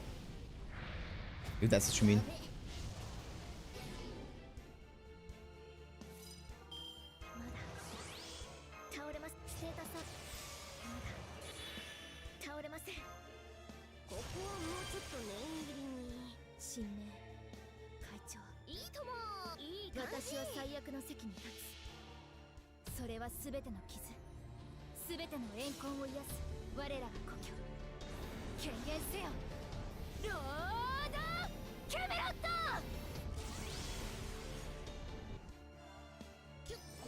I wonder if she can...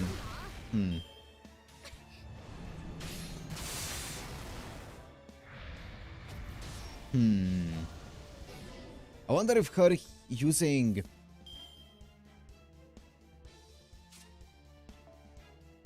So what the fuck is this? I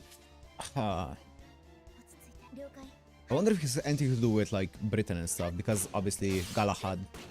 I don't know, we'll see. Maybe we're finally gonna meet the fucking Galahad that was in the OVA or ONIA or whatever it was, Lost Room. We'll see. Also level 100, sure.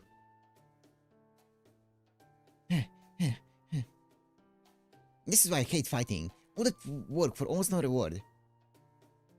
That's amazing, Habitat. I never seen another fairy move like that.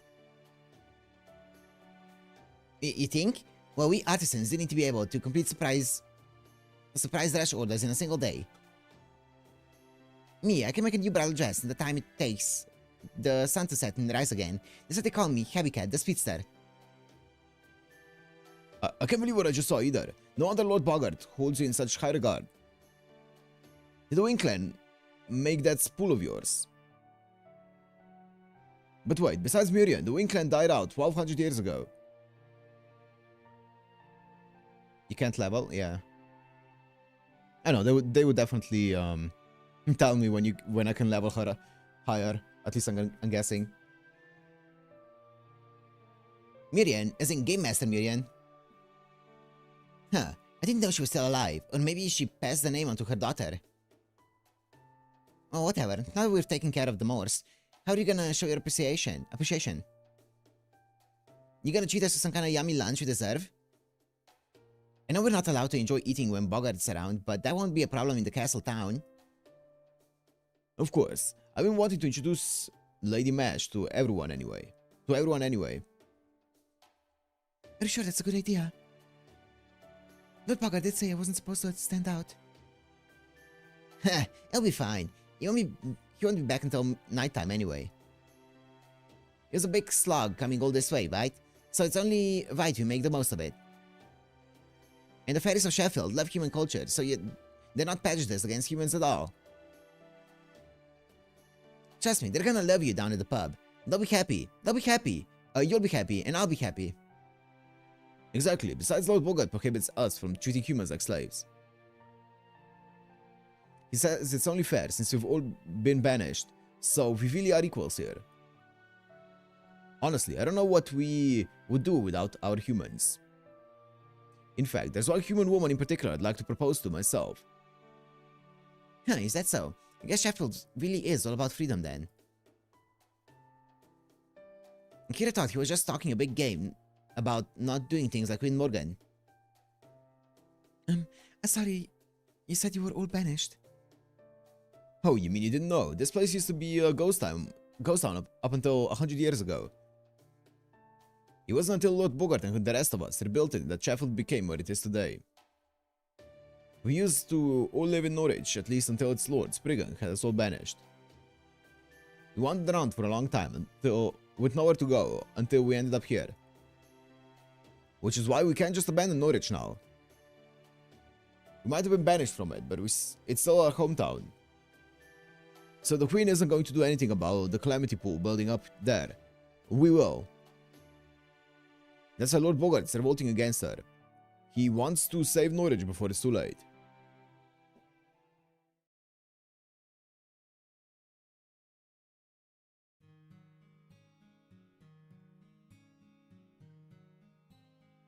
And shortly before nightfall, the time of day known in your world as twilight, the girl stood alone atop the castle walls, looking out over the land of the Fae. Yet the Isle of Britain, beautiful and lonesome, as it stretched out under the endless twilight sky.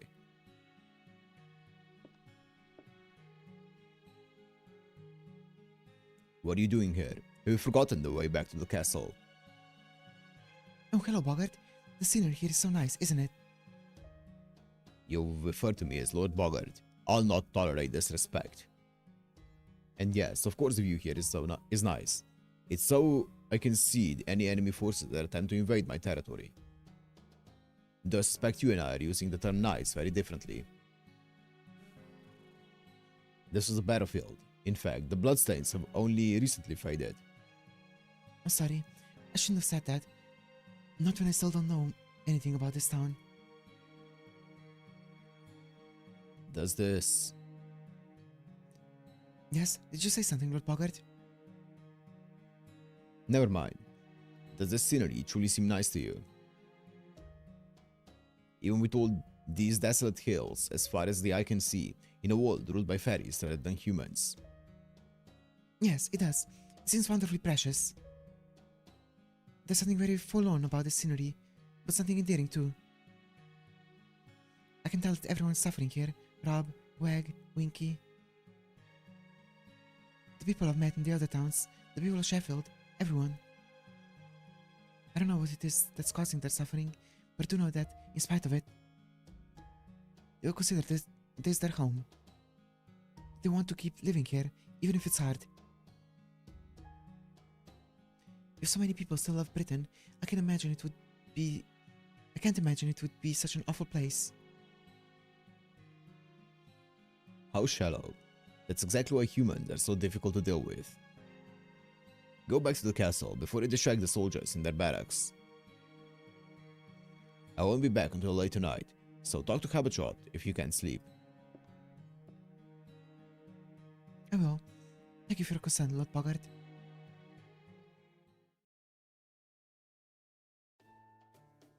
Wasn't that nice of him? Lord Bogart really is a wonderful lord, isn't he? Don't let him fool you, Mash. Good guys don't demand people call him Lord. You think so? I thought that was just to keep his reputation intact. After all, he looked very unhappy when I called him Lord before. What? That's even worse. That lionhead actually have some kind of devoted husband? I think he's actually some kind of devoted husband or something. You're only married on paper. He's got no right to go around tricking my bride like that. Only on paper? So our marriage is a fraud? Does this mean I'm actually a wicked woman who's deceiving kind and honest Lord Bogart with my feminine charms? Then I'm both a child of prophecy and a femme fatale like no other. Yeah, maybe you are. No wonder it's too much for Bogart to handle, especially since he's hopeless against anyone who doesn't detest him. You're practically his natural enemy. Man, Bogart's predecessor must have gotten up to some real bad stuff for him to be in this predicament. What do you mean? He's hopeless against anyone who doesn't detest him. Oh, it's all about fairies' most fundamental desires and unique traits. Humans' emotions change all the time. One moment they'll want to be loved, the next hated. Or they want to protect someone one moment, then hurt them the next. But fairies' desires are so much less mutable. Fairies' desires are so much less mutable. In Bogart's case, he uses his rational mind to keep his violent impulses in check. So he can't make full use of his abilities unless he's both hating and hated by someone. Also, jog my memory, how did we remember, how do we get all of our memories back? Because I thought it was when we found out our name that jogged our memories, but maybe I'm mistaken because Mesh didn't remember all her memories when she got her name back. How did we get our memories back? Back when we were out of the Nameless Woods. I'm not 100% certain. Basically, thanks to who you are, it's impossible for him to be too aggressive. Thanks to who I am. But I still don't know who I am. I don't remember anything about my past. I didn't even know my name until recently. We left the woods and found our name. Okay. Before I came here, before Rob, Wag, and Winky began calling me the Child of Prophecy, I had no idea what I should do, or even what I was supposed to do. No, for that matter. Did I even have a soul before I lost my memories? Okay, Oberon told us that we are the Master of Chaldea. Okay, I guess so. Because I'm trying to figure out what's the trigger for regaining your memories. Okay. Why'd you ask that? There's only one thing I've learned from losing my memories. There's something missing in my heart, like there's a hole right through it. All the fairies I've met have a purpose, something they intrinsically seek. Some of them help others for money, some of them hurt others for money. But I don't have anything like that. Whenever I try to help someone, I always end up realizing the same thing. What is it I want right now? What is it that drove me to help them? I don't know. It makes me feel very empty inside. I have a heart, so I know I can't get away with this forever.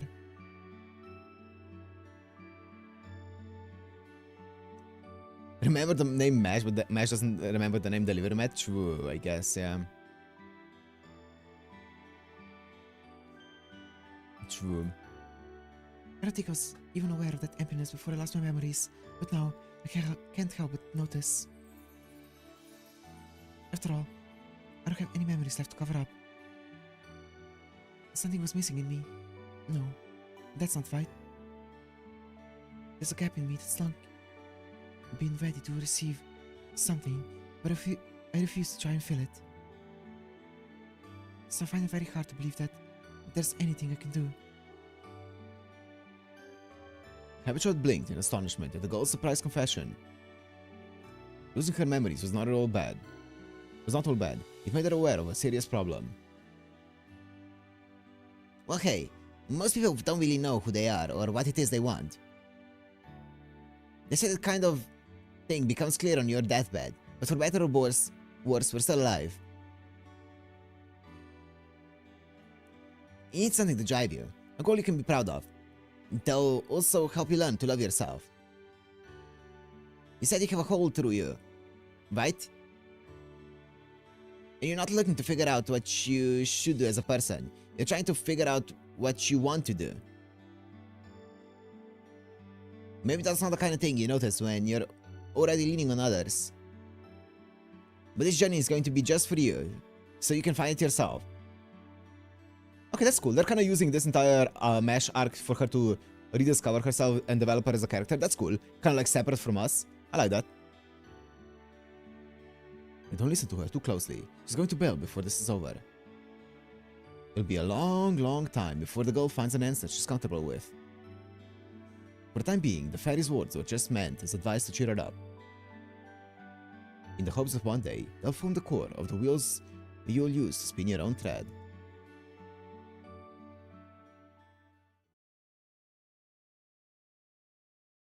Yeah, that's a fun way to develop Mesh.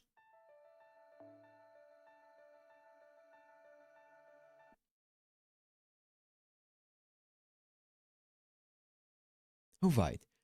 I almost forgot a very important part. Do you mind if we rewind just a little bit? Okay. I've been waiting for you, my lord. You must be tired after a hard day's work. Oh, finally we get to see what happened. Is that your attempt at playing the model wife? Impotent whelp. Don't think I don't see what you're doing here, clever lass. Playing along obediently will do nothing to change your fate. My only objective is the throne. Everything I do is in service of defeating the clan and killing Morgan. You're no exception, child of prophecy. I'm quite used to batting humans. I'm going to...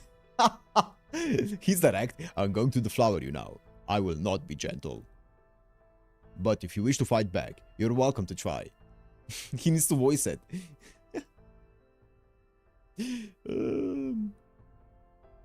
This is the room in Sheffield Castle's guest house that was prepared for Mesh. On the night that the child of prophecy was clothed in a bridal dress and told to wait for Bogart's arrival. This is what happened during her first night as Bogart's 62nd bride. Yep. Whoa! Yeah, we heard what happened. We heard what happened.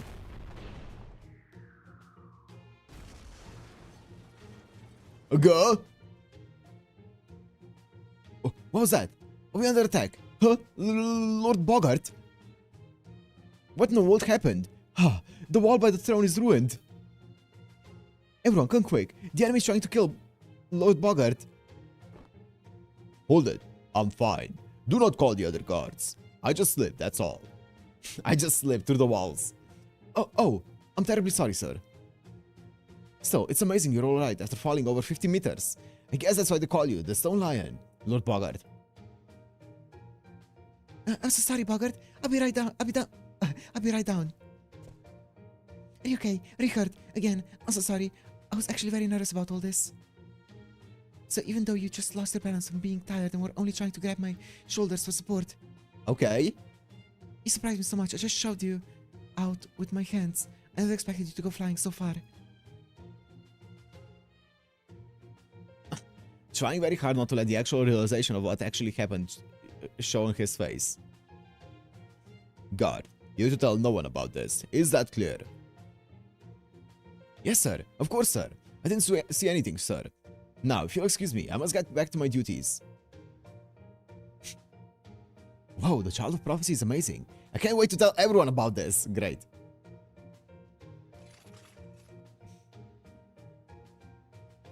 Bogart, would you like me to rub your neck? Rub your back. Rub your back. No, don't touch me ever again. What kind of wife knocks her husband out of a castle on their first night together?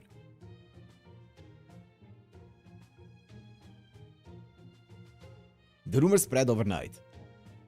They spoke of an iron woman who could even throw Lord Bogart from his own castle. They said she was strong, kind, and eccentric. A new Tamlin, like no one had ever seen before. Ah, yes, of course. It's Tamlin Galahad.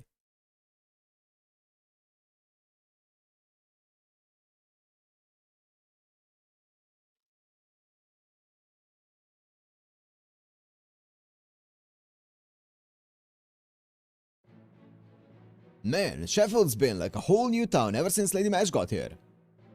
She gets rid of the Moors for us. She helps us, and she helps out with anything we ask of her.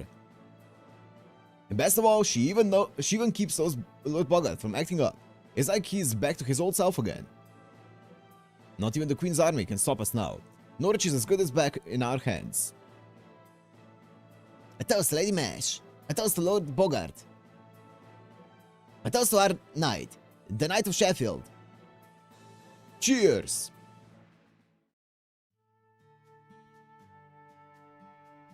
Must be nice to be you, Wag. Wag. Sheesh. The Knight of Sheffield, huh?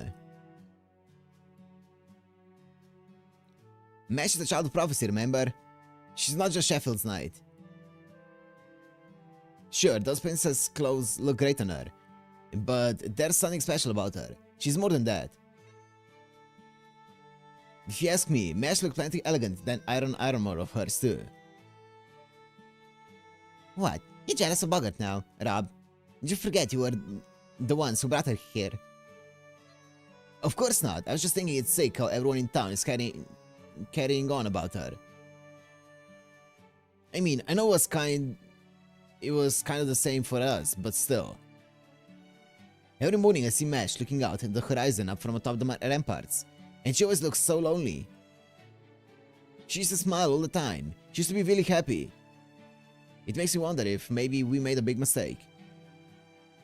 Is that so? So what?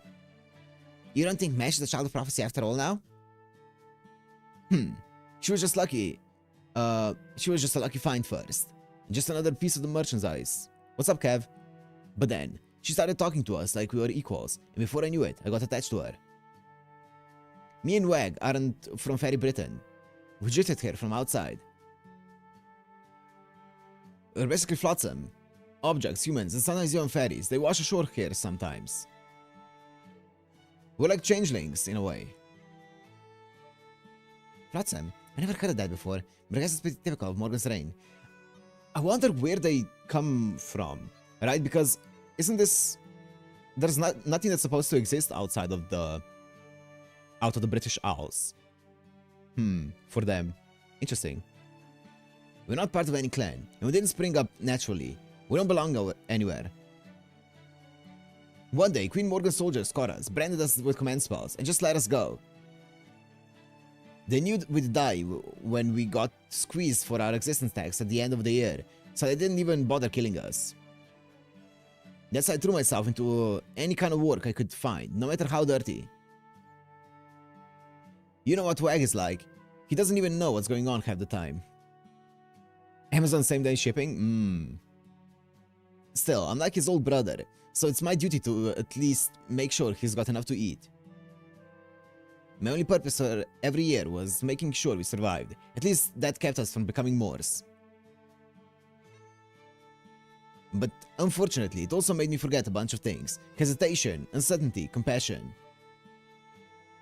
The next thing I knew, I was thinking I was a full-blown bad guy, and that I could do whatever I wanted. It would have been a lot easier if I just stayed like that. But being around Mesh made me realize I hadn't forgotten my values after all. The Child of Prophecy is supposed to save the fairies of Fairy Britain, right? It's got nothing to do with us, since we've never truly been a part of the isle of this land. So no, I'm sure she's not the real Child of Prophecy. The real Child of Prophecy would never save us. Ennis might be a fake Child of Prophecy, but she's even better than the real one. So does this mean the reason you're still here in Sheffield is... What do you know, dummy? Go on, get lost! What are you even doing here, flapping your gums? Don't you have some tailoring to do for the lady or something? I sure do. How about the spinner? Friend to all brides. Don't worry, I'll make sure Mesh stays safe. And if I ever need help, I'll come to you first. Ooh, we're not scared of the Moors, said the Queen. We're all gonna keep Mesh safe together. You were right, Winky. If we just parted ways sooner, this never would have... Huh? Winky? Where'd you go, Winky? Interesting. 4th Platoon has returned from Edinburgh, Lord Bogart. They weren't able to meet with Nonaria, but they were successful with their business negotiations. So they managed to procure the iron weapons then. Give the weapons to the fairies, and take the armor to Humans' Barracks. Just having humans around will be enough to empower our fairy soldiers. They don't need it to take part in the fighting. All they need to do is stay alive. Yes, sir. I had the tailor fit them for armor right away. Now, where's the Child of Prophecy? Down in the town again. I thought I told her to stay by my throne. No wife of a lord should conduct herself so thoughtlessly. Who told her she could come and go as she pleases? Was it Habituat? If she thinks she can do whatever she likes just because I value her tailoring skills, she's gravely mistaken. Tell her and the Child of Prophecy the next infraction will be their last. Well, the thing is, sir, Lady Mesh said she wanted to be of use to you as best as she could, so... If she wants to be of use to me, she should obey me. I'm the law of Sheffield. In Sheffield. And any who refuse to abide by it shall be dealt with harshly, regardless of their reasons for doing so. Yep. Hey there, boss. I heard we got some new gear, so I stopped by to make sure it ain't all just junk. Huh? What's got your fur ruffled, Lord Bogart? Oh, I see. You're all nerves because Mesh isn't here, right? Hey, I get it. She's super strong after all. So the army from New Darlington that's supposedly headed this way. You probably want her here by your side to keep you safe since you're revolting against the Queen and all, huh? Don't be ridiculous. I don't need any protection. That girl would only make more trouble for me if she were nearby. Then it shouldn't matter where Mesh goes, should it? I mean, all you care about is having the Child of Prophecy here in Sheffield, right, Bogart? Shh. You just can't keep your mouth shut, can you? You're lucky there's no other fairy around who can do your job, or I'd have twisted your head clean off by now. Fine. I'll let the Child of Prophecy go wherever she likes during the day. But be warned, Habituat, there will be consequences if you don't deliver on the promises you've been making. That iron cylinder that was brought here with the girl is similar to Morgan's spear, yes? Have we figured out how it works? Is it something we can use? I still have no idea how it works, but I think I can at least get it to fire. I'm not sure that's how it's meant to be used though, plus just touching it makes you feel sick. Whatever that thing is, I don't think it's even supposed to exist. Interesting. I can't imagine why Mesh had something like that. Whatever it is, it really doesn't suit her at all. True. She has yet to even mention it. I suspect she's subconsciously avoiding it. Running from it even. Huh. That's pretty sharp, at least for you, Lord Bogart. It's nice to hear your voice and honest opinion and agree with for one. Never mind the Child of Prophecy. Can we use that thing as a weapon? Yeah, pretty much. I mean, it is a cannon and all. Do you know what a cannon is? No? It's a thing with a chamber that you pack with magical energy ammo. Then you compress and burn what's inside the chamber until something comes out. The only thing is, it takes a ton of magical energy to use, and not that most fairies would probably wither and die if they tried. So with the barrel, they're talking about the black barrel, right? Obviously. Like with the entire, what's it called? Lens.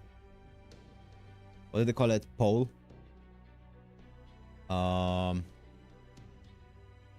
Cylinder. Iron cylinder. If you plan on using it, Bogart, you better ensure you're the only one. Don't make your subordinates do it. No normal fairy could fire that thing and hope to survive. Because like they said it's similar to yeah. It's similar to Morgan's spear, which is interesting. Because if it was the shield, I would be like, okay, that makes sense, right? I guess, kinda. It's like the round table and shit, so maybe something to do with that. But like, if it's the black barrel that's similar to Morgan's spear, that's interesting. Because the black barrel doesn't have anything to do with Camelot, right? So what you're saying is, only those who are truly strong can use it, huh? That's perfect. It will be an excellent way to demonstrate that I have what it takes to be king. I should have known I couldn't get anything through your thick skull. But anyway, getting back to what I was saying before. It looks like the Queen's army is finally about to make a move. Are you all ready to face them? What will be your strategy, O great Lord of Sheffield? Thanks to my supporters in Camelot, I know exactly how strong the Queen's forces are. She's sending her 3rd division, which consists of approximately 2,000 soldiers. She must have thought that would be enough to handle us. Ha!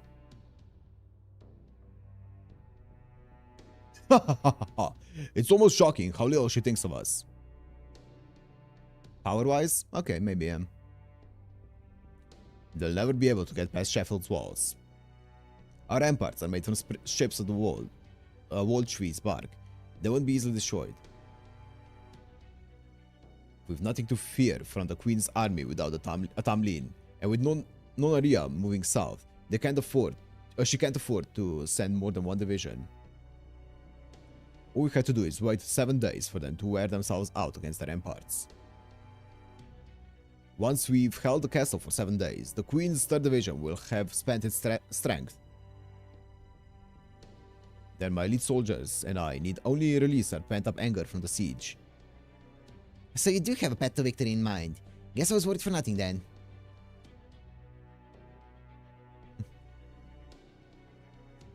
Then have you told Mesh this place is gonna turn into a battleground in a few days? What am I saying? Of course you have. She's as strong as the Tamlin after all. No, I haven't, and I won't. How many times must I tell you there's no need for that? All the Child of Prophecy needs to do is boost my soldiers' morale. Anything else would only get in my way. So I guess that explains why she isn't using Urtenex, kinda, because she isn't using the cylinder, but it doesn't explain why the fuck she can use Lord Camelot. We'll see, and why she's so strong. Probably something to do with the Round Table and Galahad and shit. We'll see. Anything else would only get in my way. Make sure you keep your mouth shut, Habitshot. That goes decoration, nothing more.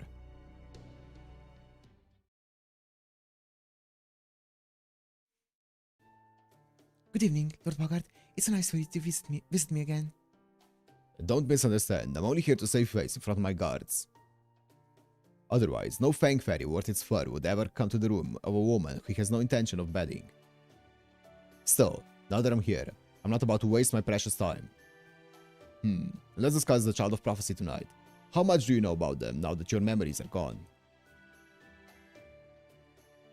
Not much, I'm afraid. Only they are a fairy. They turned 16 this year and are destined to save Britain. Outrageous. I didn't think it was possible to be so abominably ignorant. The Child of Prophecy story begins 16 years ago.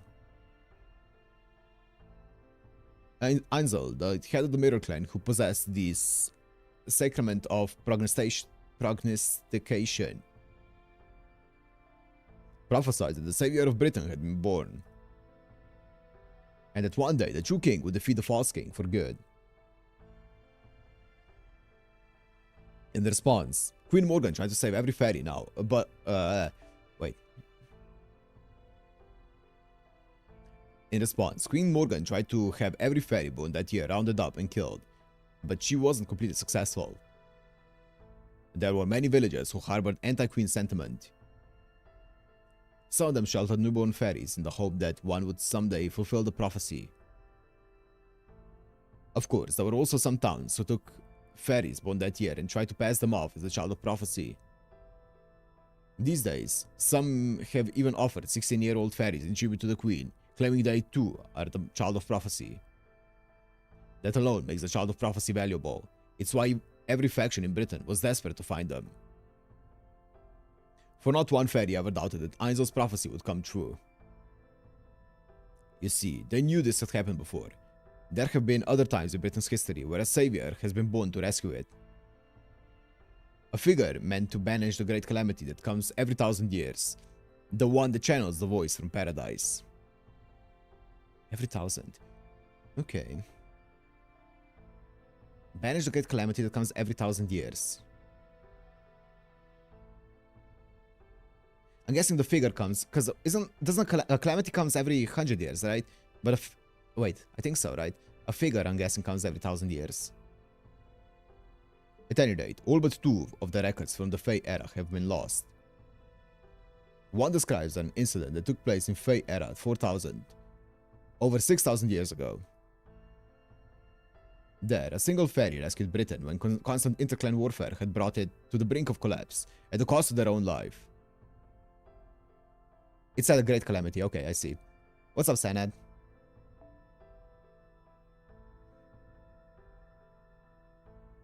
Yeah, okay, I see. A single fairy rescued Britain when constant interclan warfare had brought to the brink of collapse at the cost of their own life. Okay, that's Ash, right? The second is the War of Summer in Fey Era 2000. Oh wait, was this Ash? She... In which war was waged against the Northern fairies, who came here from the Isle of Shadows. In that war, Queen Mab's army of human soldiers wielding iron weapons nearly succeeded in eradicating our ancestors. But then a single fairy stepped in to mediate between the two camps, which led to the creation of the 6 clans we have today. The savior's name was Ash. Okay, meaning Ash Tree. Okay, this is Ash. Ash was 4,000 years ago, not 4,000 BC. Or BM, before Morgan. After ending the clan wars, she was burned in the remains of Orkney, at the northernmost end of Britain. Okay, let me just quickly...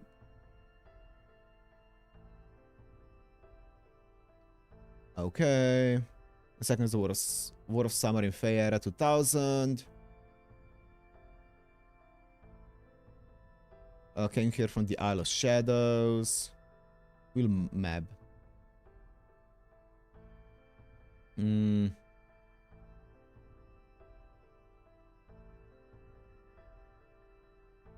Okay. After ending the clan war, she was buried in the remains of Orkney at the northernmost end of Britain. Okay. The ignorant low-class fairies may believe that the child of prophecy is supposed to be this savior reborn, but not me.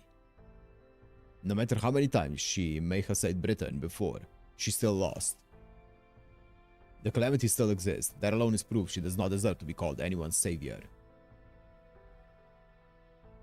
Now, if any of the previous saviors had succeeded in ridding the world of those accursed Moors, then the calamities that occurred with ever more frequency than I would have accepted their claims. I've noticed that everyone in town seems to be afraid of the world calamity. Yeah, I know. I check the notes every now and again. Don't worry. No, not just them. Every fairy in every town. But there's like legit just 3 entries right now in them. Just Ash, and then Morgan era starts, and then we come here. That's it. Maybe it's gonna be updated after this though.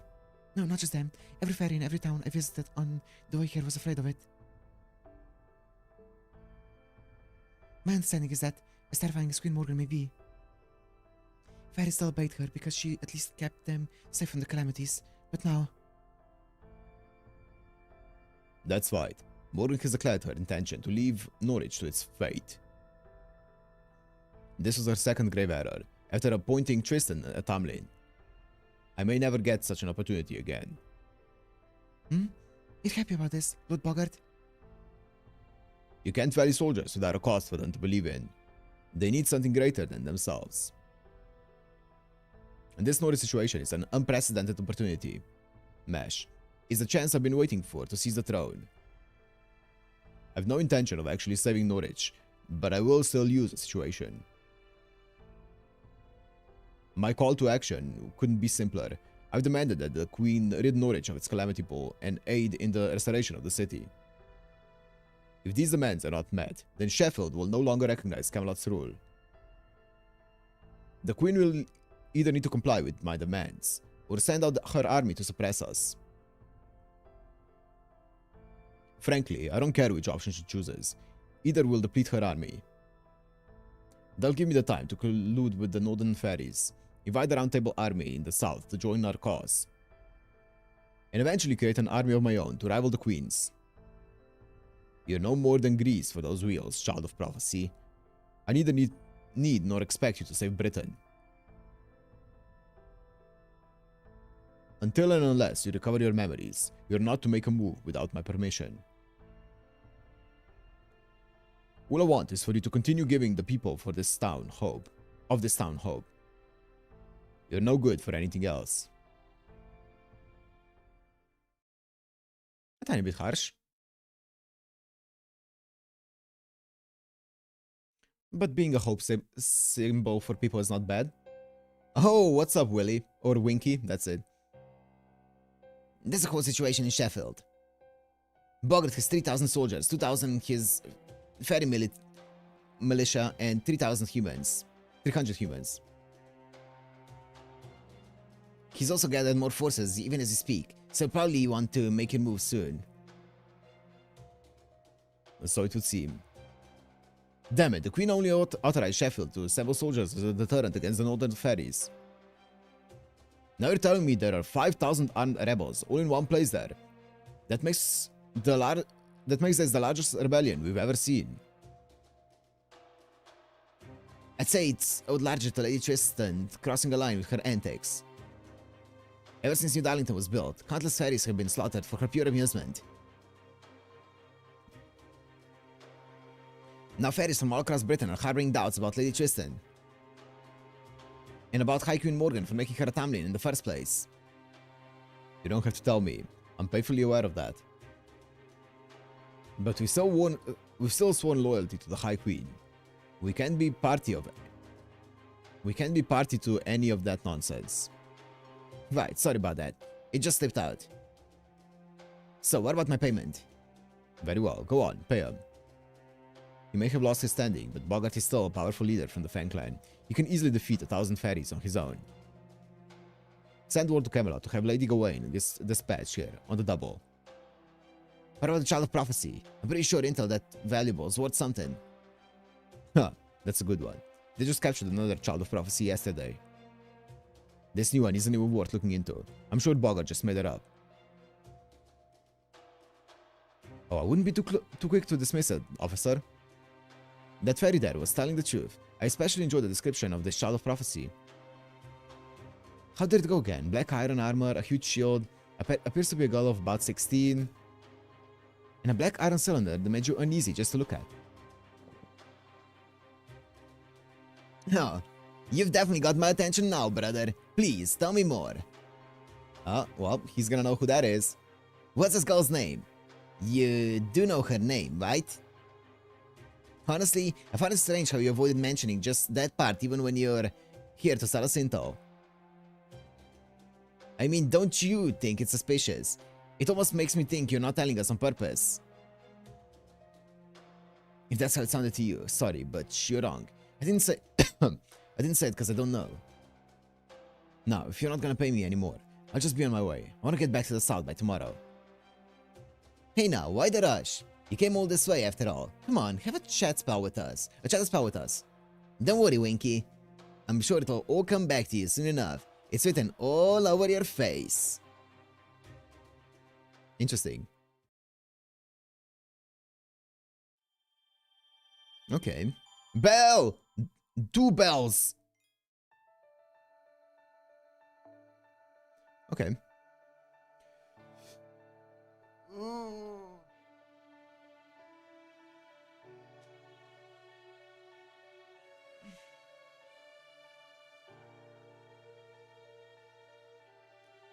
I know, Harim, I know. Okay, let me get some more tea.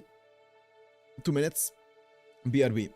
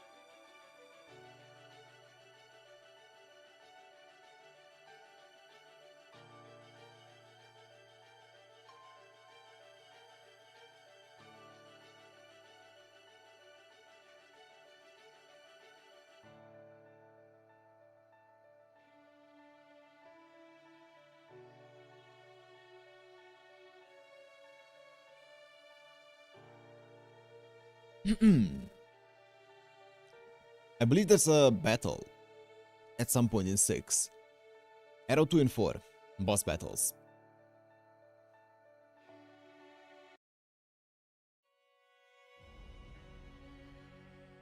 Wales. Great.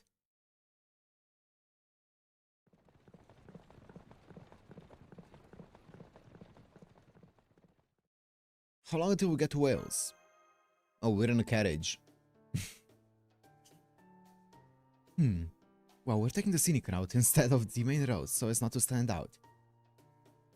So at this pace, I'd say we'll get there tonight. As long as we don't run into any trouble. Is something wrong, Altoria? You've been really quiet for a while now. I didn't want to say anything because I didn't want to make the leader nervous, but I've been getting a really bad feeling, like someone's been watching us all this time. I also get the feeling the carriage is going to flip over in about 5 seconds. Uh-oh. Ha ha ha! Don't be silly, I'm Rajabit, the most elegant, wind-like, fake horse around. I would never let a carriage I was drawing tip over, especially with passengers inside. What a snort! What is it? We're under attack. Everyone, get out of the carriage. Hang on. We ain't under attack. The carriage just ran over something's all. What happened, Red Horse? All the roads that bad out here? No, I'm sorry, I was just writing a poem while gazing up at the sky. And I didn't notice that large number of fairies collapsed on the road until it was too late. Well. Highlighting the pacing. It's gotten really good in the past 2 streams. The first stream, it was a bit slow, but it's gotten better. It's good. I like it. This is incredible. It's awful. It's incredible. There are 1, 2, 3, 6 of them blocking our way. We're alive. We're still alive. Please, help us. Our cargo just began acting up and attacked us out of nowhere. Hey ho. Yeah, you are not suspicious. We're not hurt too badly. In fact, we probably look completely fine. But the cargo took one of us away, down past that hill, to that isolated cave no one would ever see unless they were looking for it. Uh-huh. Please, you've got to save him. You nice people wouldn't turn your backs on a fairy in need, right? Oh yeah, not suspicious at all. That hill over there. Got it. Oh. Come on, everyone. We need to hurry before it's too late.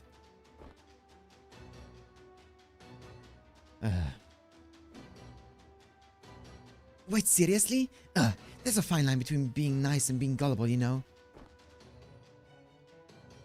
You know, I'm actually kind of impressed she's managed to survive this long. You know, at which point is it natural selection? Watch the carriage, Oberon. No problem. Good luck over there.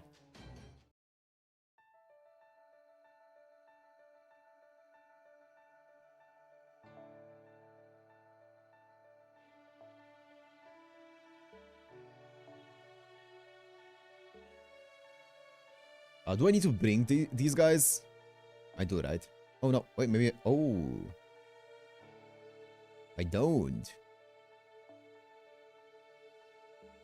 I mean, I still can, because, like, they're not bad in this team. Yo, what's up, Emmanuel? What's up?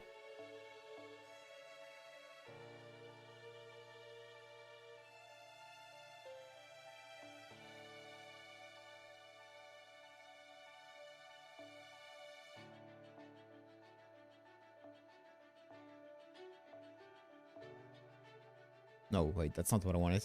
No, it is.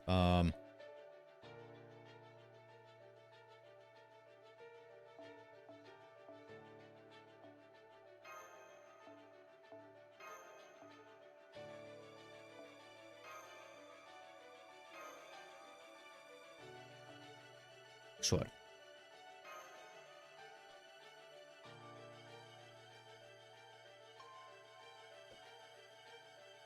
Yeah, I was very confused about Mash being there, yeah.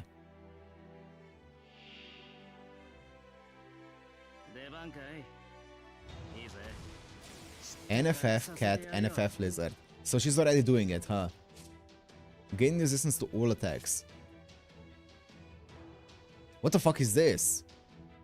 Oh, what the fuck? What the fuck?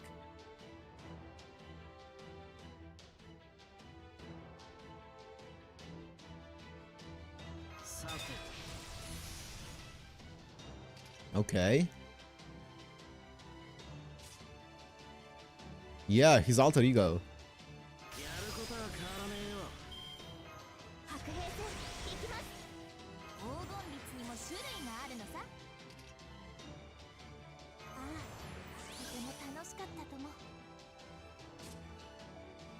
MP level 5. Nice. Level 90. Okay.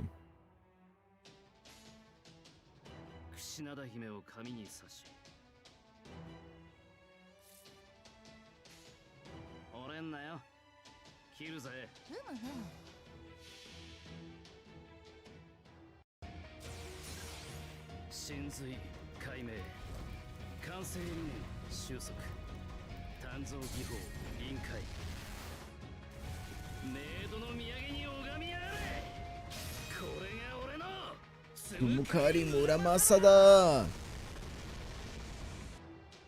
Only one of them took damage. the other two did not take damage.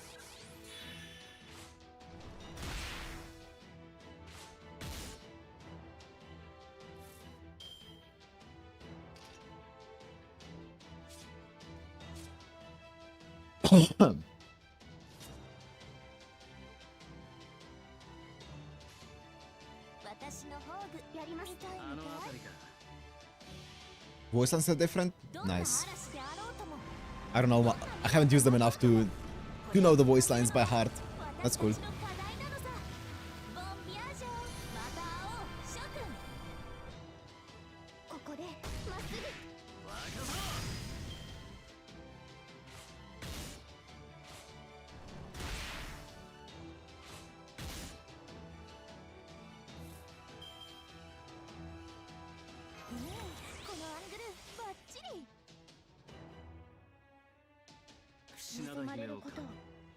Do want some damage. Have a good one, Kev. Have a good one, all kid.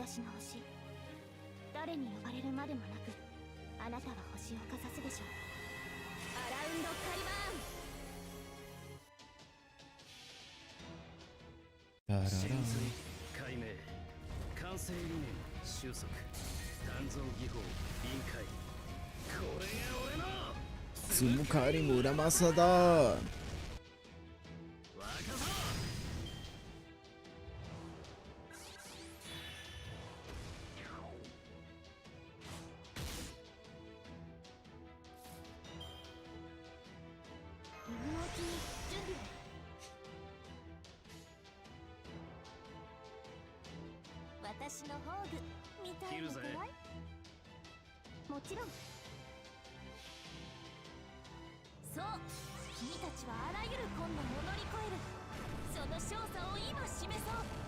Let's go.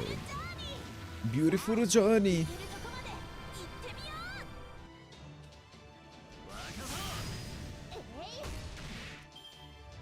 Can you get rid of your buff? Thank you.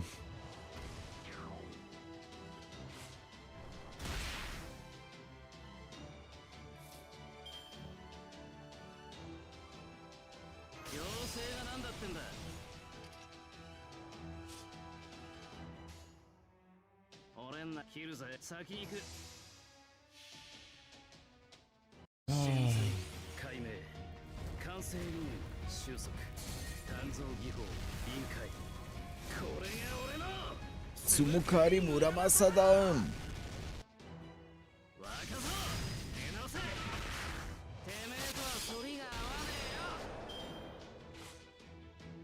Ow. Ow.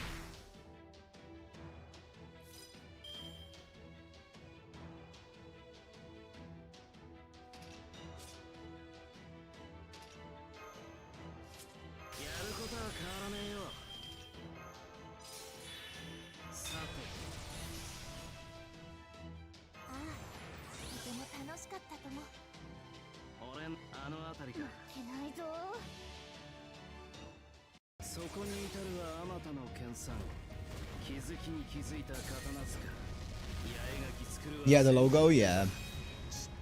She's already started. She's starting her collection. Her trade.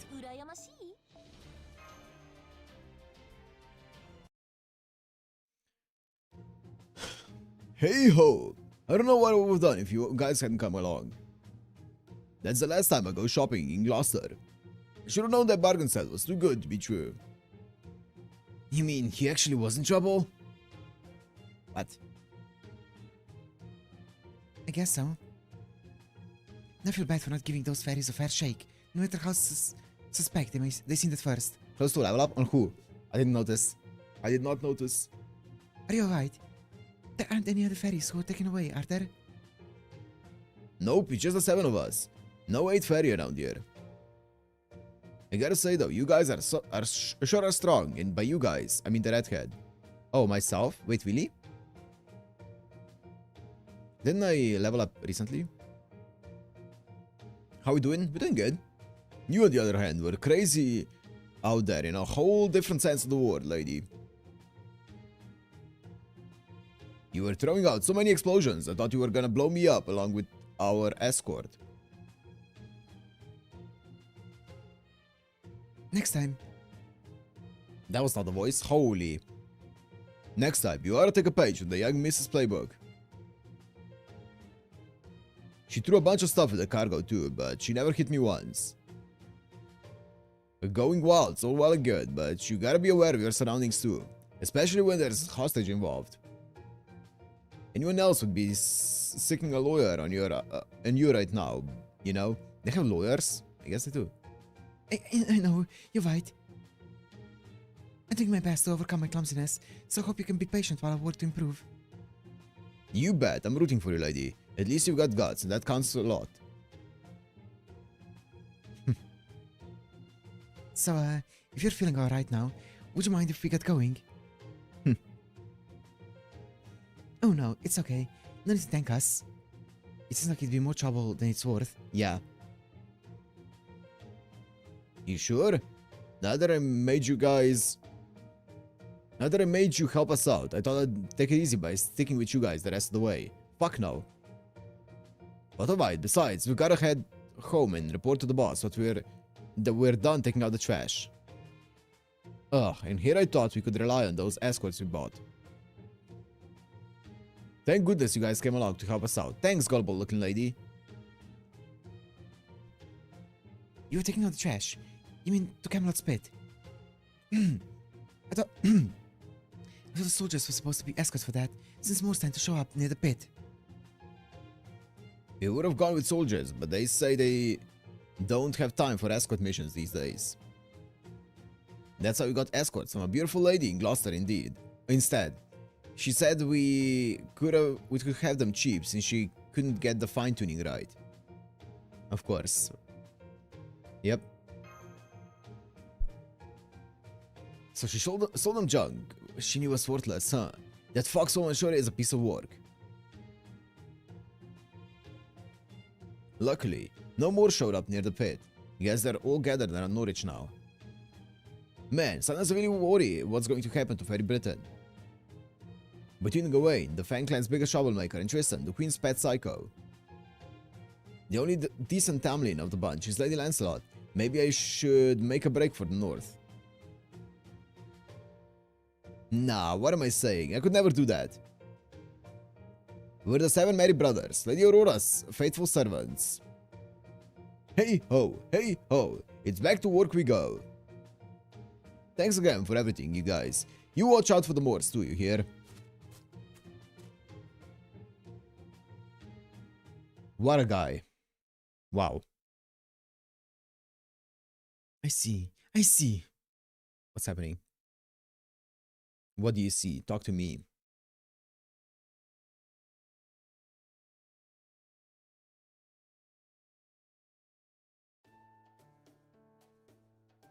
For the record, it's not my fault we didn't get there today. It's all on Altoria for dragging us into yet another rescue. You do all understand that, right? Also, do you naturally attract trouble, Deliver Matt? Or are you just unlucky like that? Now that you mention it. This did help me get my bearings in terms of using my blade and all. Fairy Britain isn't like the other lost bots I've seen so far. I finally figured out how tough my blade needs to be. Your mage cats ain't half bad either, Altoria.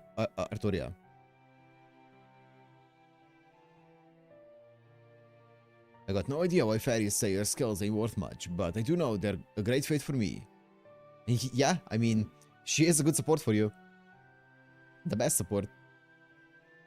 My scabbard's feeling smoother than ever with you around. Glad you're on my side. Thank you. Same here. I see. Unlike fairy soldiers, Muramasa doesn't just use his own magical energy to fight. He also uses external enchantments as naturally as though they were part of his own body.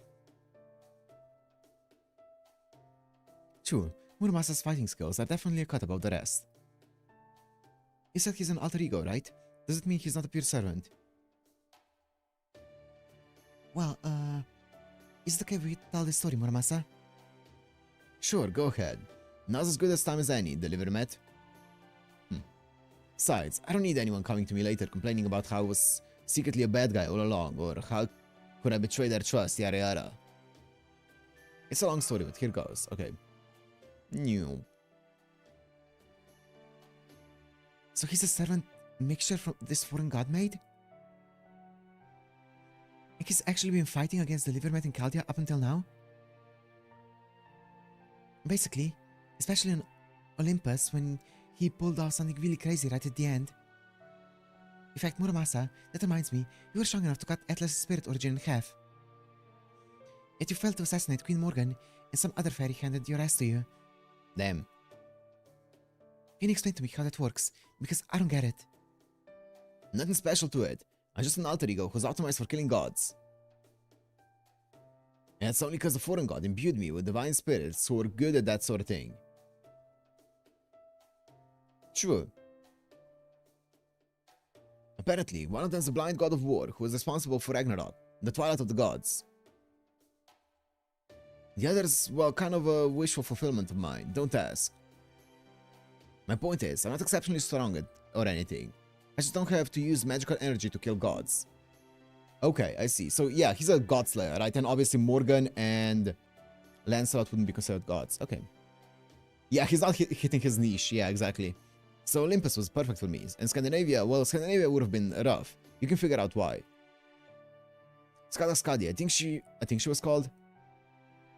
If this alter ego version of me had met her, I might have flown into a genuine rage. Yeah. I know the blind god of war would have had words to say about her, of all the gods being fooled. Her of all the gods, yeah. Anyway, there you have it.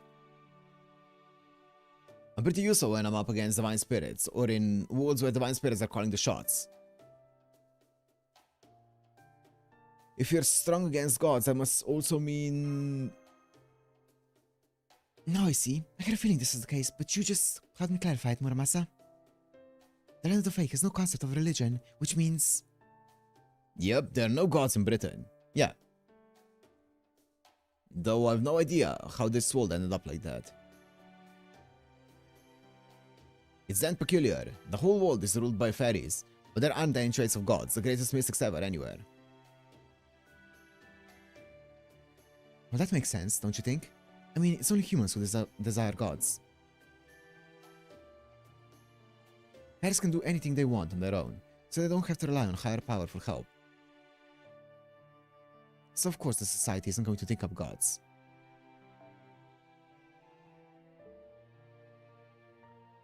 You know, that's a good point. I have to write all this down later in my next message to Chaldea. I wonder what Holmes is gonna have to say about it. I don't know much about these god things either, so I can't speak for that, to that. But you're still the Livermet's enemy, right? I'm glad you're here helping us now, but are you really comfortable working alongside your enemy? You don't have to worry about that, Altoria. It's like I told you back in Gloucester.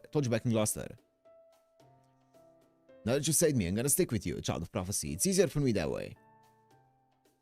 I ain't usually one to find fault with my own work, but at least this one's a job I can finally get behind. So you're not fully on board with the foreign god's job then? Are you freaking kidding me? Hell no! That thing's a pain in the ass. Even now, I still have no idea what the hell the foreign god even is. She just summoned me without asking, mixed some divine spirits into me without asking, and forced a bunch of work I never asked to be a part of on me. I've always been a maker of weapons, so I know my hands weren't the cleanest to begin with. But at least when I was alive, I could swear to the Buddha that I never went down the wrong path. Of course, now that I've got some other things mixed in me, I don't have a right or wrong path anymore. So if nothing else, I'm gonna make sure I do good work on any job I take on. That's the least I can do as Muramasa.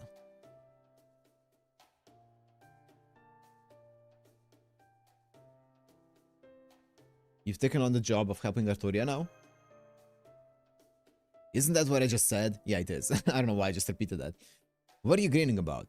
You're more mean-spirited than I would have guessed. I see. In that case, we'll be happy to work with you.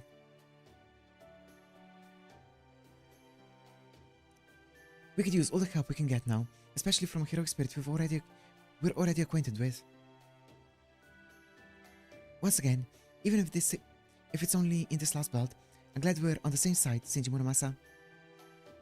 Thanks. Since I'm setting the price for this job myself, I'll be helping out any way I can.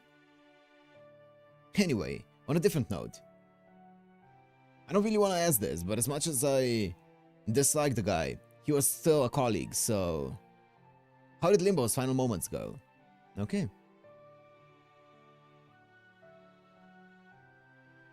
He was awesome. He got what was coming for him. I see. Alright, I'm gonna pretend I didn't hear that and just go to bed. Okay, sure. You do you. Is anyone awake? They're not, are they? No, they're all sleeping soundly. I think that's a good sign. I'm pretty sleepy too, but I have to stand guard. No shady looking things nearby, check. No more nearby, check. Don't you worry, everyone. I'll make sure. Altoria, stay safe.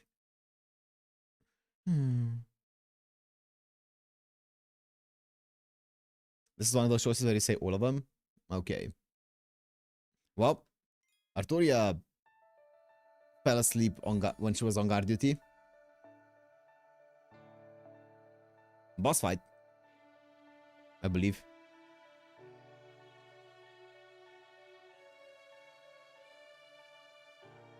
Yep.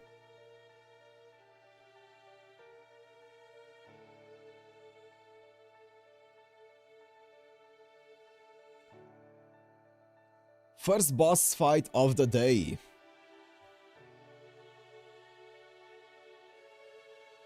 Mash? I barely know. What is this? Oh no. What is this? Average party bond level must be under 6.5 without support.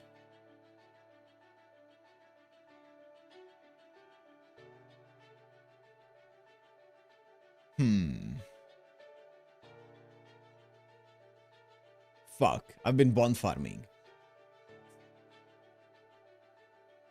But at least I can take basically any extra support here that I want. Wait. That's fine. Wait, actually wait. It depends on what this lands on. Fuck. It's not fine. Draco? I mean, that's fine.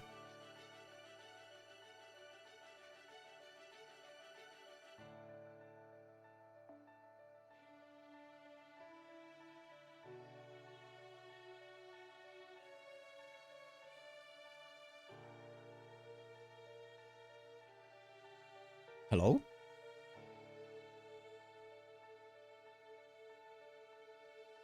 Hello?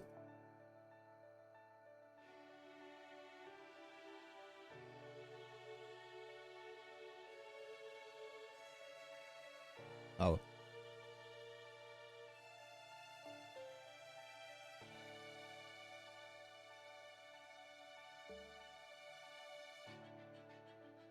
Sure, that's good enough. Okay, and then the rest is just low bond, right?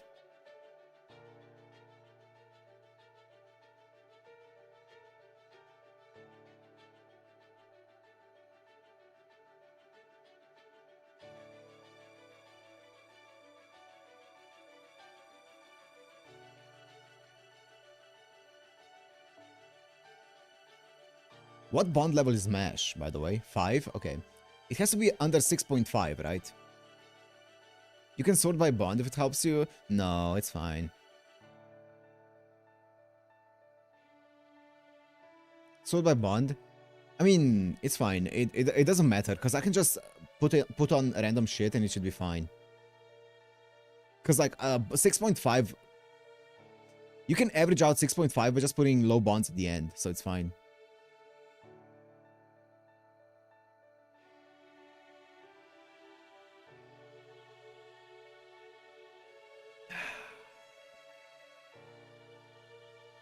Oh, it shows you the current bond? Okay, sure. Wait, is it on sort? Oh, it does. Nice.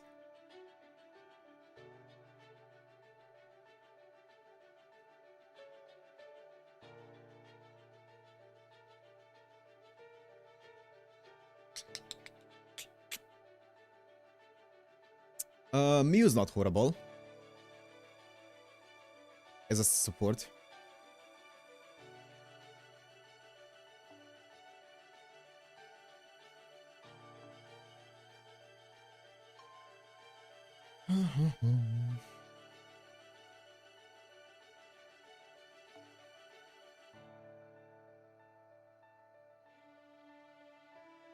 I can also go something like this.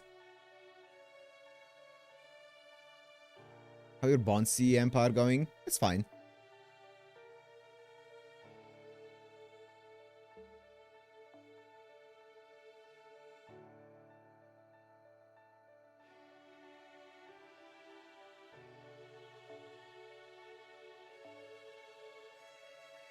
Oh, oops.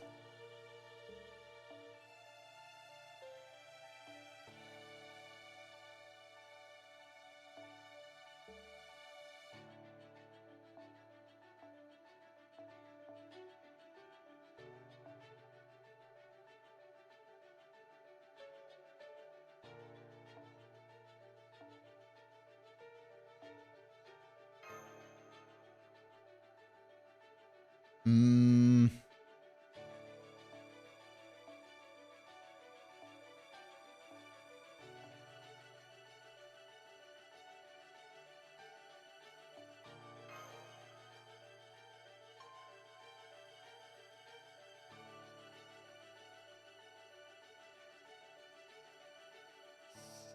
I guess I can go... I can also go full damage, just, like, send it.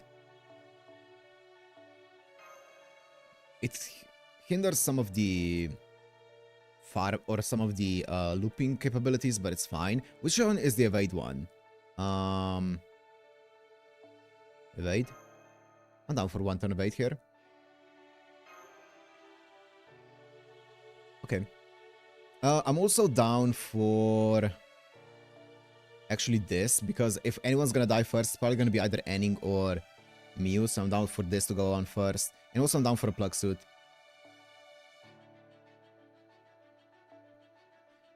Yeah.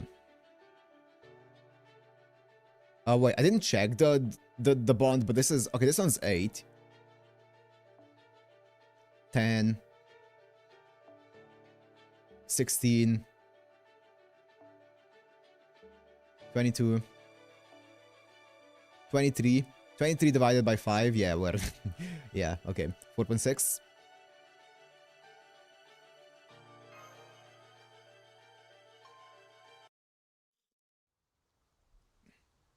Oh?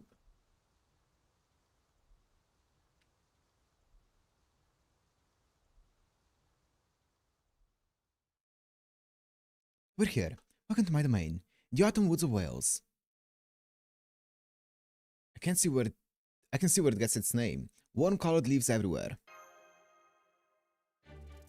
Ew! Ew! It's Lord Oberon. Everyone, come quick. Lord Oberon has returned. Please, Lord Oberon, tell us about what you saw outside.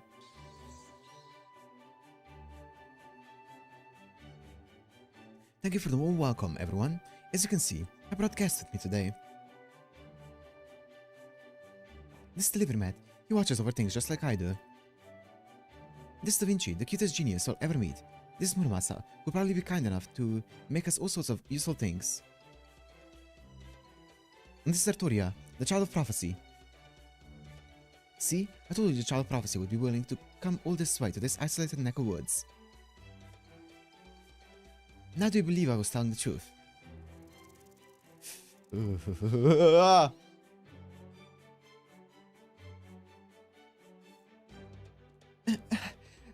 What do I do, Oberon? You don't have to do anything. They're just glad you're here. Oh, but don't try to hug them, no matter how cute they are.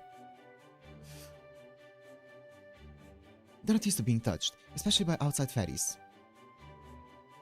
These fairies are straight out of a picture book. Now this is what I imagined the land of fairies would be like. Come on, fairies are fairies, right? I don't see anything special about... Please, make me a helmet. I want to be a soldier, a soldier. Well, I guess they're a little different. I can't tell what it's saying, but...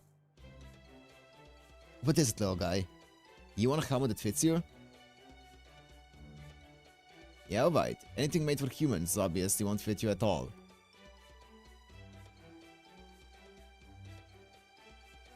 Hey, Oberon, mind if I set up a workbench somewhere? Be my guest. Oh, but just stick to leaves and twigs for your materials, if you don't mind.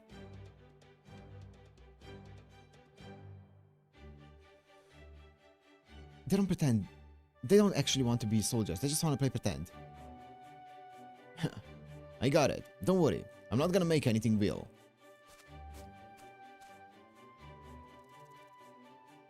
What about you? Who are you? The Oberon's friend. A real friend. It makes you our friend too. Please help him. Please help Oberon. I can tell they're friendly, but that's all I can tell. They're welcoming all of you here. None of the fairies who end up in these woods understand suspicion. There are no imitations of human society here, but we can at least put you up in tents. Why don't you all kick back and relax while I go see what's happening outside? I'm counting on all of you to take care of our guests, okay? Don't worry, these people are all nice. None of them are going to hurt you. Okay, everyone, that's all for now. I'll be back tonight. I'll make sure to save some dinner. So make sure to save some dinner for me. Huh? Hang on, Oberon. At least tell us how we can understand what they're saying. And he's gone. I mean, at least we can tell these fairies are being welcoming to us, but... Indeed. I have no idea what these Welsh fairies are saying either.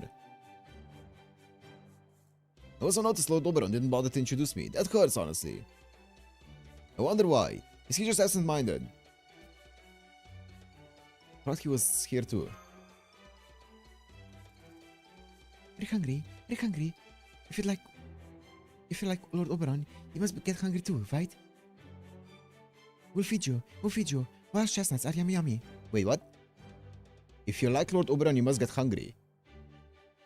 Don't heroic spirits not get hungry? I guess they can get hungry, they just don't need to eat. Yeah, actually, never mind. Altoria definitely gets hungry. They said they're going to feed us. No chestnuts, no less. It's amazing. Talk about a forbidden treat. You can almost never find sweets in the south thanks to the restrictions, but here we have a loophole. Restrictions? Altoria's in a different league, but correct, yeah. No, yeah. Mike said that only upper-class fairies have access to confectionaries. Apparently, the queen forbade processing fruits and such, so sugar is hard to come by here. She's a living human. True, she's a guardian, yeah. That is true. But I feel like she's hungry always, no matter if she's a heroic spirit or a guardian. Lady Aurora once gave me a bite of some kind of dark chocolate bar. But honestly, I prefer carrots. They have much more natural sweetness. This way. That's what Oberon.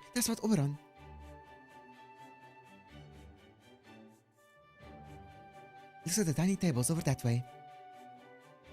I still can't tell what they're saying, but if they're going to cheat us, who are we to say no? Sounds good. Good point.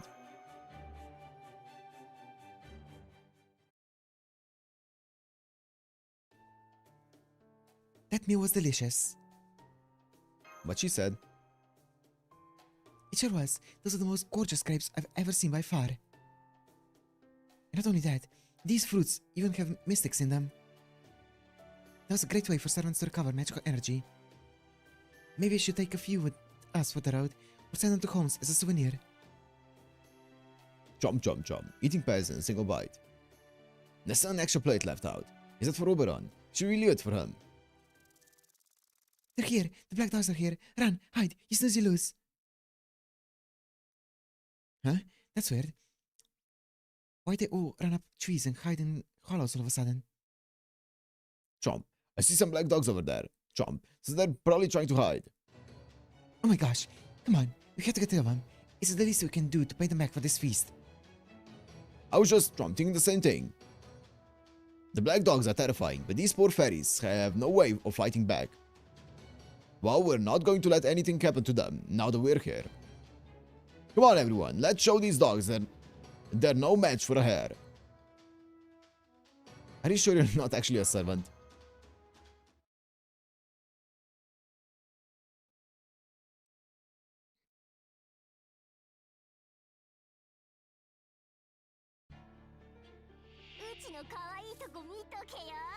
Three. Wait, what's the order of this again? Is it 2-3-1?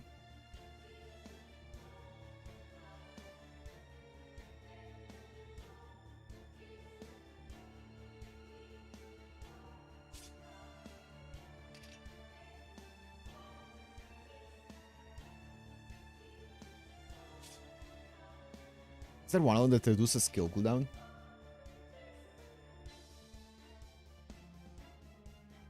Oh. Oh, it could just be 1-3. Yeah.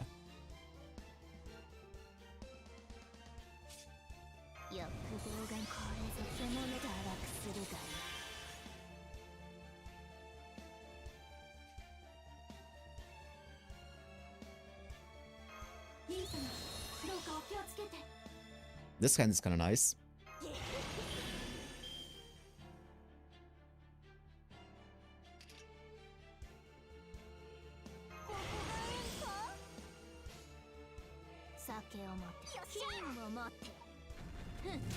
Wow!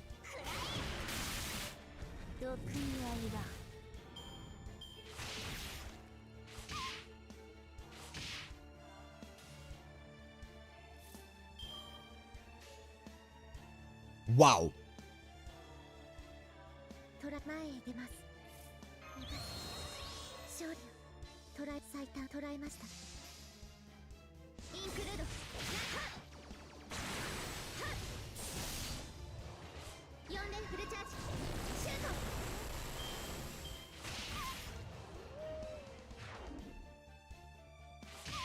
Bro, they really like to attack Anning, huh?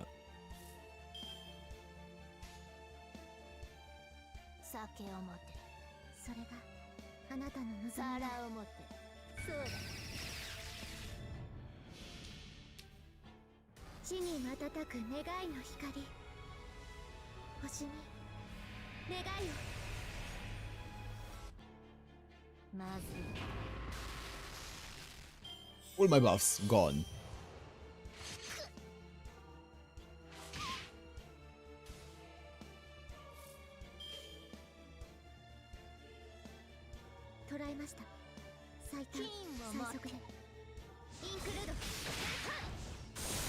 Nice.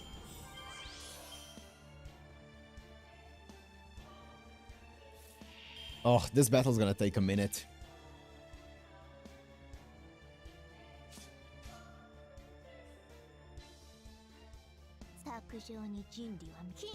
Actually, I should have done BA.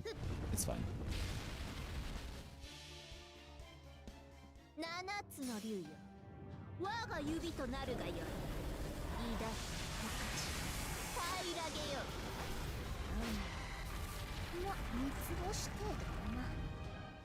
I barely killed one with a full combo.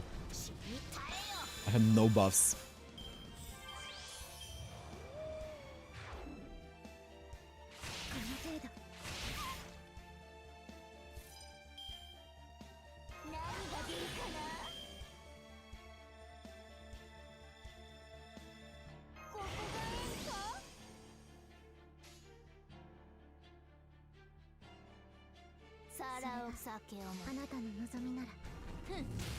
It doesn't kill him.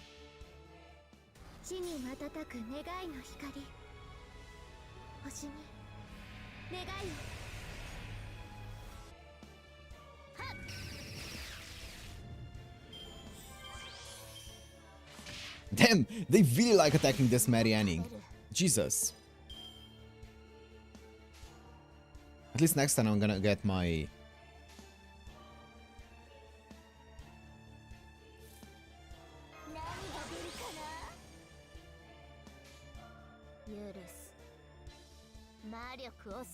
Surely I can do this. 前へ出ます。 And he's gonna kill. 見るがよい。これが貴様らの繁栄のこと。金粉を築き上げた欲望の末路である。 Damn, I kinda wish Miyu got her attacks off. Stagnant. Guts. 2 left. 欲望がこれ漬物に見せて。 What does Mary Anning do with her MP? 黄金の使い道を。 Inflict nullify buff. Sure.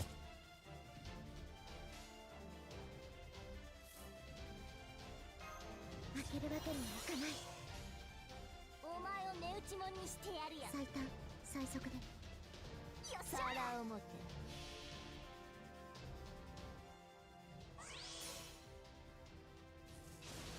地元のイカれた仲間たちを紹介するぜ。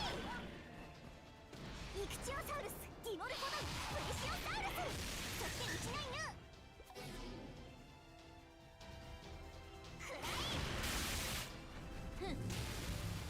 Okay, finally. Now that she has the buffs. Oh, okay, finally. この程度、この程度。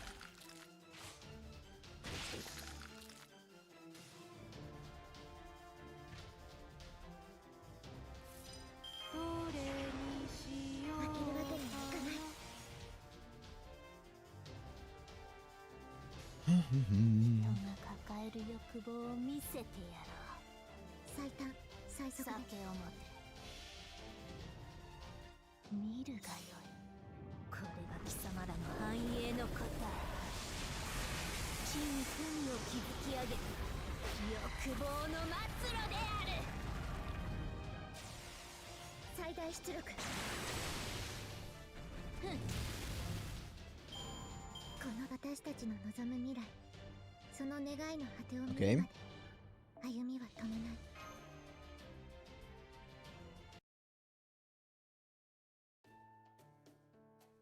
I'm guessing, FJ Boy, I'm guessing it's because of spoilers.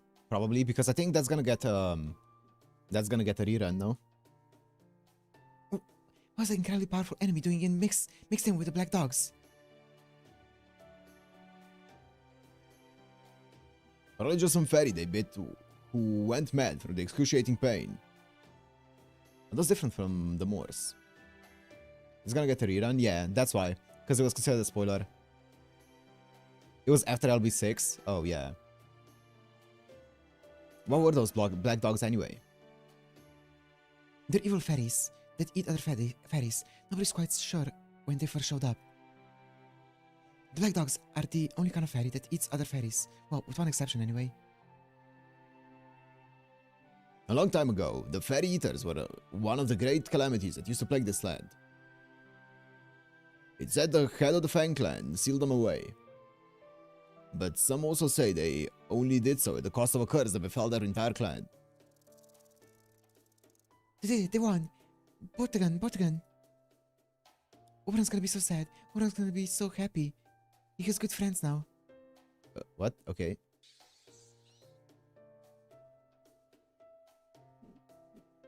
Well, if fairies are happy, we must have done a good thing driving those creatures away. Alright, since it looks like we're going to be staying here for at least a few days, why don't we set up camp? Especially since there's no point in worrying about what's going on outside now that we're here. So let's just relax and recuperate while we wait for Oberon to get back. Okay. Okay. Damn, these arrows aren't too long so far. Today's arrows have been pretty short.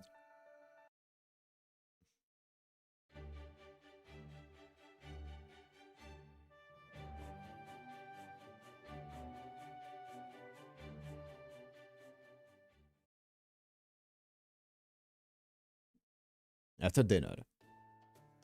You know, there's something I've been wondering about for a while now. How do fairy families work? I saw plenty of siblings in Salisbury, but I didn't see anyone who looked like a parent and child.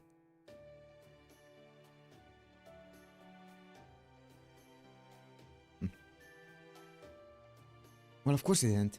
Fairies come into existence independently of anyone else.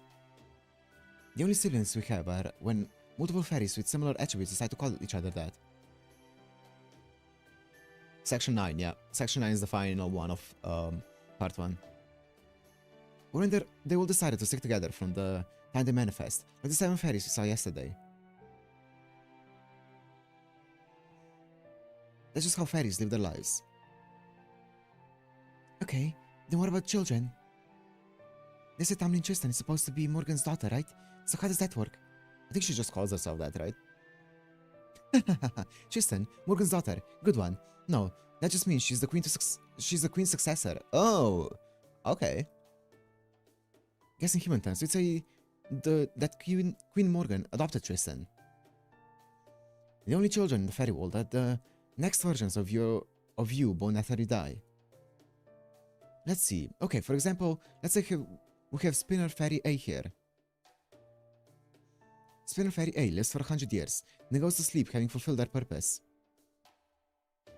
But doesn't mean the Spinner profession or that fairy's way of life disappear from Britain. So right after Spinner Fairy A dies, Spinner Fairy B is born. Spinner refers to this relationship as predecessor and current generation. I see. So then, does this current generation inherit anything from their predecessor? Things like genes, lineage, records, names, or some other kind of property a human would pass on to their kids? Not really. Like I said, fairies are born on their own, so they don't have any connections like that. That goes for predecessors and current generation fairies too. Powerful fairies can hold on to their records. Memories may be better here, but in general, the next generation is a completely blank slate. However, since the current generation has the same role, their abilities and appearances do resemble their predecessors to some extent. That's why the Spinner Fairy knows they're a Spinner Fairy, no matter when or where they're born. Okay. No child support, yeah. Okay. And it was kind of said earlier, like the saviors, I'm guessing, are like the same as this. Like Ash is the predecessor, or I guess ancestor of Altoria. Okay. There are also times when a fairy who resembles the current generation is born, while the current generation is still alive. Okay. It's rare, but when it happens, the new fairies are treated as the current generation's son or daughter. This is also why fairies who use magecraft are sometimes referred to as Morgan's daughters. What's up, Tim? Here in Britain, Queen Morgan used to be the only one who used magecraft.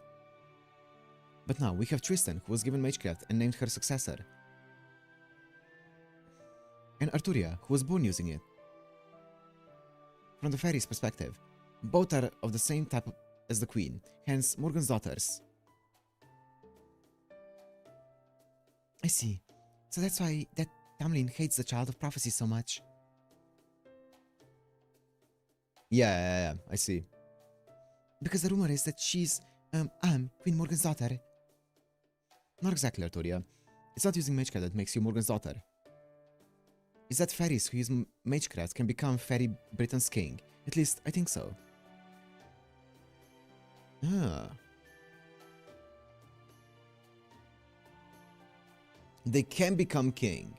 What does that mean? Okay.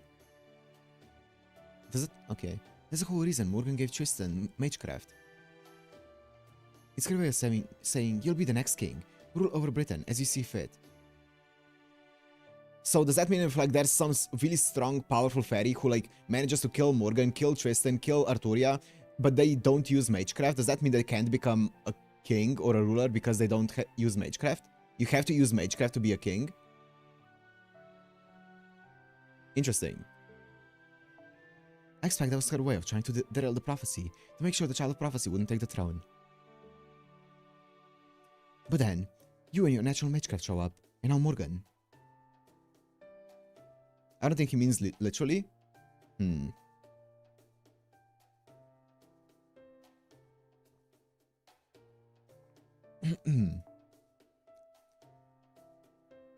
Or rather, Tristan is all like, what's the real one doing here?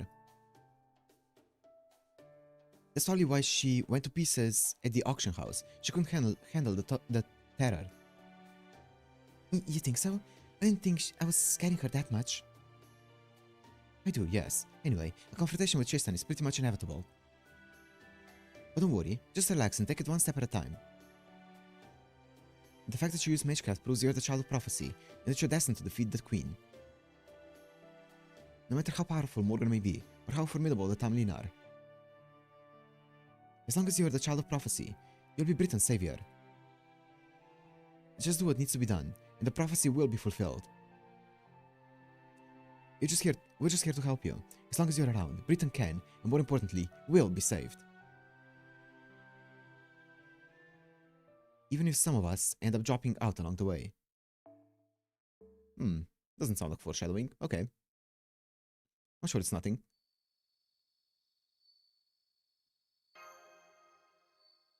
It's no use, I can't sleep.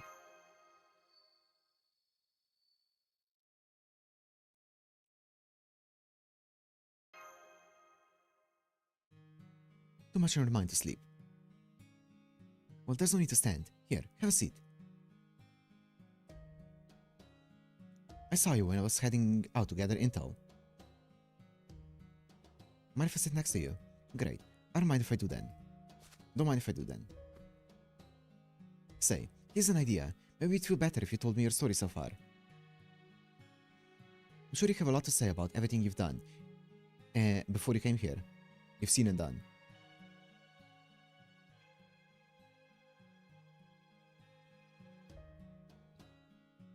I see. So that's the journey you, Kaldia, has been on. Earth's future, humanity's existence, your survivor's guilt over the other lost worlds you've been to. No wonder you can't sleep, especially given what you told me earlier. You're feeling guilty about the child of prophecy. Or maybe it's not guilt so much as alienation. Altoria is about to spill a lot of blood, but that has nothing to do with you. True. That's been your role up until now, and you've kept fighting even when it was hard. But you never had a choice, did you? Responsibility for it all rested entirely on your shoulders. Not here though. Here, you have to put it all on Altoria's shoulders. You know, you don't know what to do with these feelings. You might even be feeling like a coward here. Since you can't forget that you have no intention of saving Fairy Britain. Yeah. I guess so. You're more concerned about finding your lost companion. If something happens to Mesh, you could never forgive yourself, right? Surprised I can tell all that. You're trying not to let it show, of course, but I can still see. But look at it this way. Let's say, hypothetically, Mesh were to go out into town alone and die in an accident. Would that be your fault? Is keeping her safe from all harm, all the time, your responsibility 24/7? Oh, fuck no. No, of course not. That's not concern for a friend. That's more of a savior complex. Mesh's her own person, and people are responsible for their own lives and choices. If you will respect her as an equal, then you should be trusting her, not worrying about her. Yeah. 100%. And I think there's been many moments where Ritsuka definitely felt like he has more of a savior complex than anything else. Piling more responsibility on your shoulders isn't going to help anyone. Especially if you're so weighed down, you can't act quickly when you really need to. Still, based on what you've told me of your journey so far, it sounds like your heart doesn't have anywhere else left to go. I'm pretty sure you used to be a lot lighter on your feet.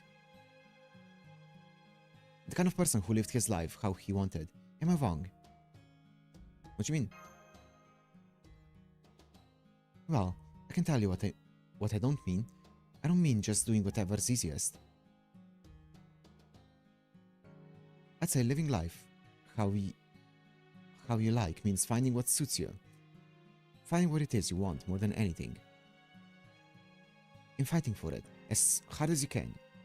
Come what may. That's how you were during the incineration of humanity. Not that I was there to witness it, obviously. My point is, you and I are a lot alike. I'm guessing we both have the same role to play here in Britain.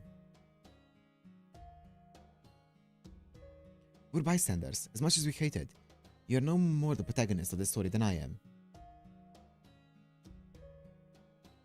Just like Oberon, the Fairy King, wasn't the protagonist of A Midsummer's Night's Dream. What we can do here is watch to see how things play out. Even in battle, we can't do anything more than offer support from the rear. But that doesn't mean you need to beat yourself up. At some point before this all ends, there will come a moment you have a crucial role to play. A time when no one else is around, and you'll have a chance to change how everything unfolds. Sounds great, doesn't it? So for now, I suggest you swallow that worry, get some rest, and look forward to what's yet to come. So what if you're just a bystander? Even spectators have their pride after all. So bide your time, wait for your moment, and do something spectacular at the very end that not even the gods could have seen coming. Just imagine how good it's gonna feel when you finally wipe the smirk off the smug face of fate itself. Thanks, Oberon. Not sure what that's all about, but I feel better. What's so strange about it? That's how I lived my whole life. Deliver, Matt. There aren't many people out there who can explain everything about themselves. It's not like we're predictable tools that come with instruction manuals. We're living analog creatures, fuzzy around the edges. That said, everyone has at least one thing they like about themselves, right? It's kind of embarrassing to say this out loud, but at least in this example, I don't think I'm a coward. And of course, you aren't either.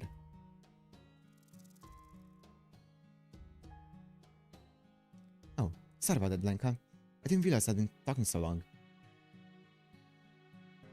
Let's go look for intel in Manchester tonight.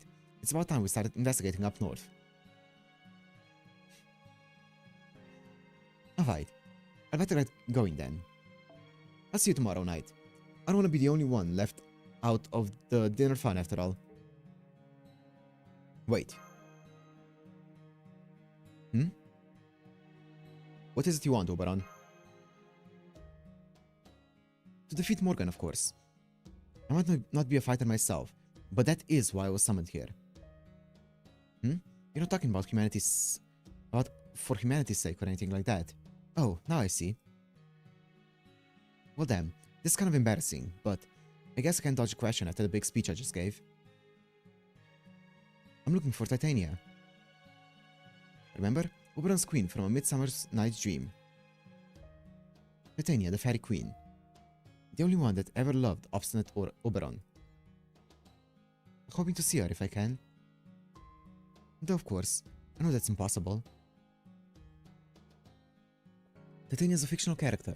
She doesn't exist in proper human history. She can only ever exist within the confines of a story. Let me tell you about nursery rhyme. Okay. Interesting. That was a cool convo there. That was really cool. That was well written. I like that someone finally pointed out the fucking savior complex of Fujimaru Ritsuka. And also that he said, buddy, you're not the main character of this. Because up until this point, Fujimaru Ritsuka has been always like treated as the main character, right? Everyone was bending over backwards for them. Finally, they're not. Pretty good scene. Yeah, that was a great scene. I don't fully trust Oberon in any way, shape, or form because he's hiding a lot of things and some of the things that he says are very suspicious, but that was a good scene.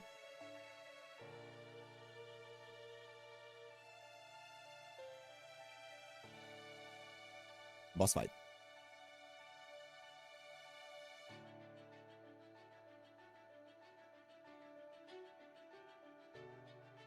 One class, please. Nice. Okay, that's fine. We can do that. We're fighting what? Ryder and Alter Ego, I think?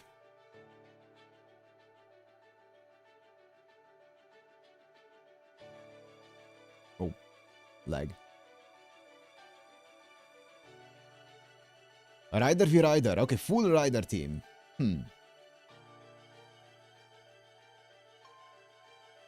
Ryder. Wait, isn't that bad?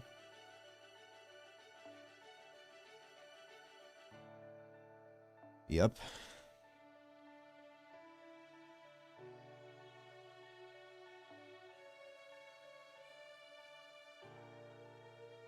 I mean, I can go Rhinus.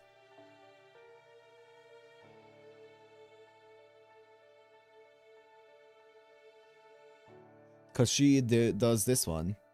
Negate defensive disadvantage due to class affinity. Which is pretty good. I do want a bit of a... Oh, there's Scope. I could go this with Scope, yeah. Who's the DPS? Kintoki? Kintoki and Suzuka Gozen. Vacay.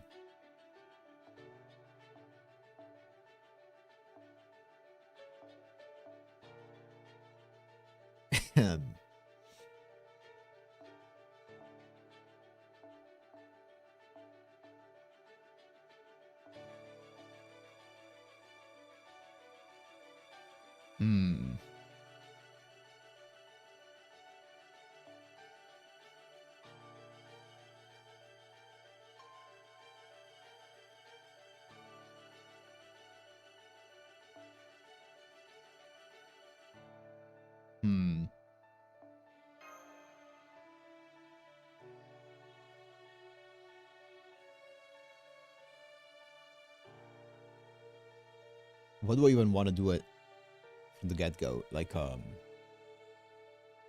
I have a pen? I don't have a pen too. I'm down for this. No. I'm down for this. Actually, no, I am down for this. Yeah, that's fine. One single target, one AoE, and then Suzuka Gozen can be in the back. And then you can have this, because I think you're going to be the main DPS. And then you can have...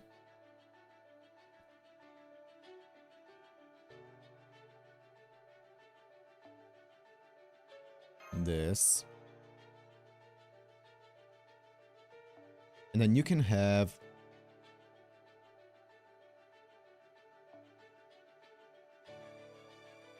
this.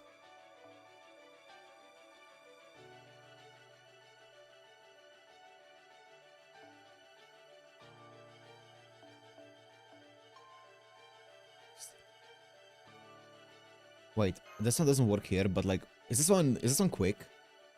No.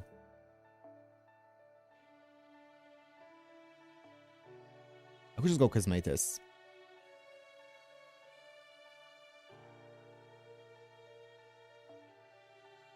Actually, this one's better. That's fine.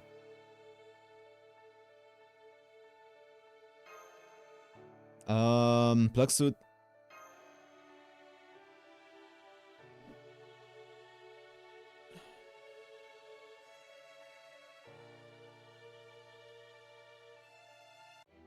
We're going straight into a battle? What? What? Wait, what? Wait, what? What just happened? Are we fucking dreaming or what the fuck is this?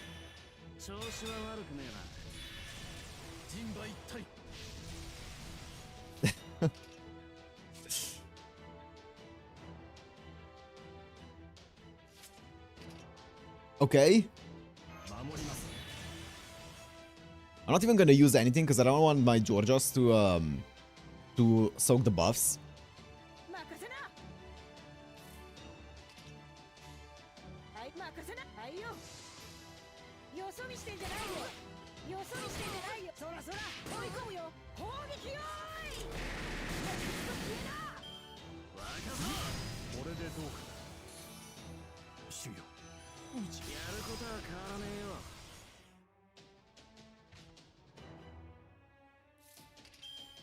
Okay.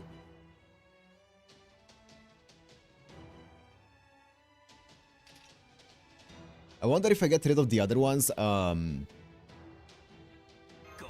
then the buffs to Muramasa are gone.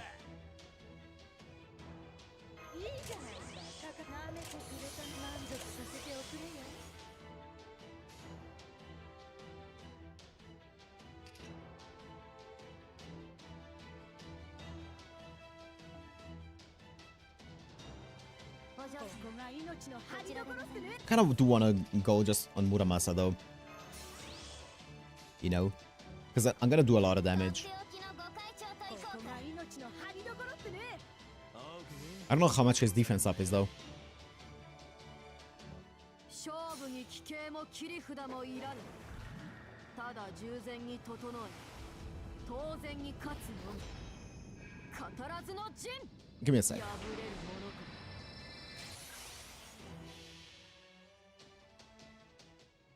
私の名前を覚えていきな。てめえはクソエルドラゴン、太陽を落とした女ってな。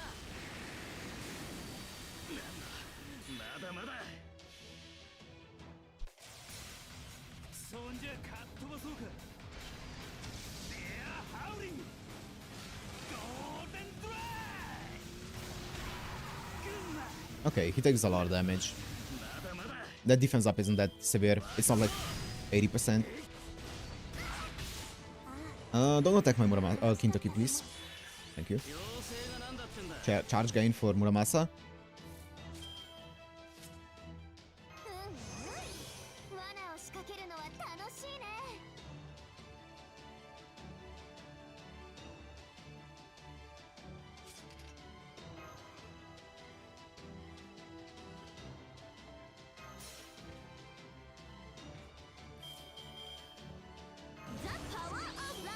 The power of love. この日差しこそ私の魅力。 I don't know if she has enough. I should have done skill 1 on yeah. ゴールデンエナジー。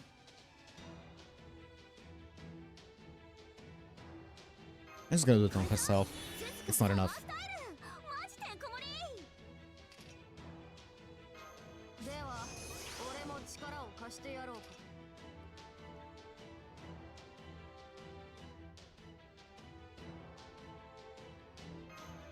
さあドリムマウ、よろしく頼むよ。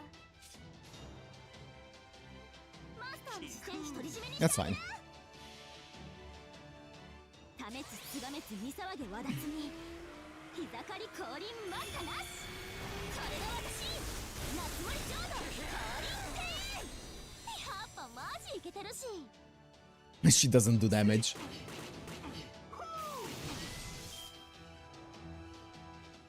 そこに至るはあまたの剣さん。 I could have stunned him. Or I could have stunned him, but I thought I was gonna kill. 勝負していきな。手加減しろこのち夏が終わる。キラキラしてる。さて。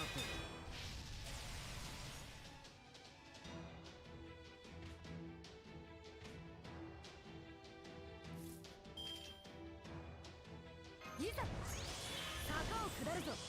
いや落ちるか。 Now this one's gonna kill though. Like for real. 振り落とされんなよ。ついてこれっかよ。Come on, baby! Golden Drive. ゴールデンドライブ。痛い痛い。そうだよ。よそ見してんじゃないよ。 Nice.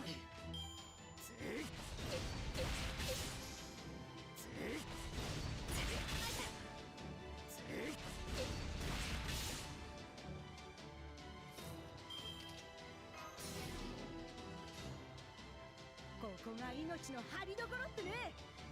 任せな。 Cool da. 野郎ども、出番だよ。嵐の夜、ワイルドハントの始まりだ。 Nice. そうだよ。聞かぬ。もう頭も足りなかったね。 Okay, what was this then? Oh, nice.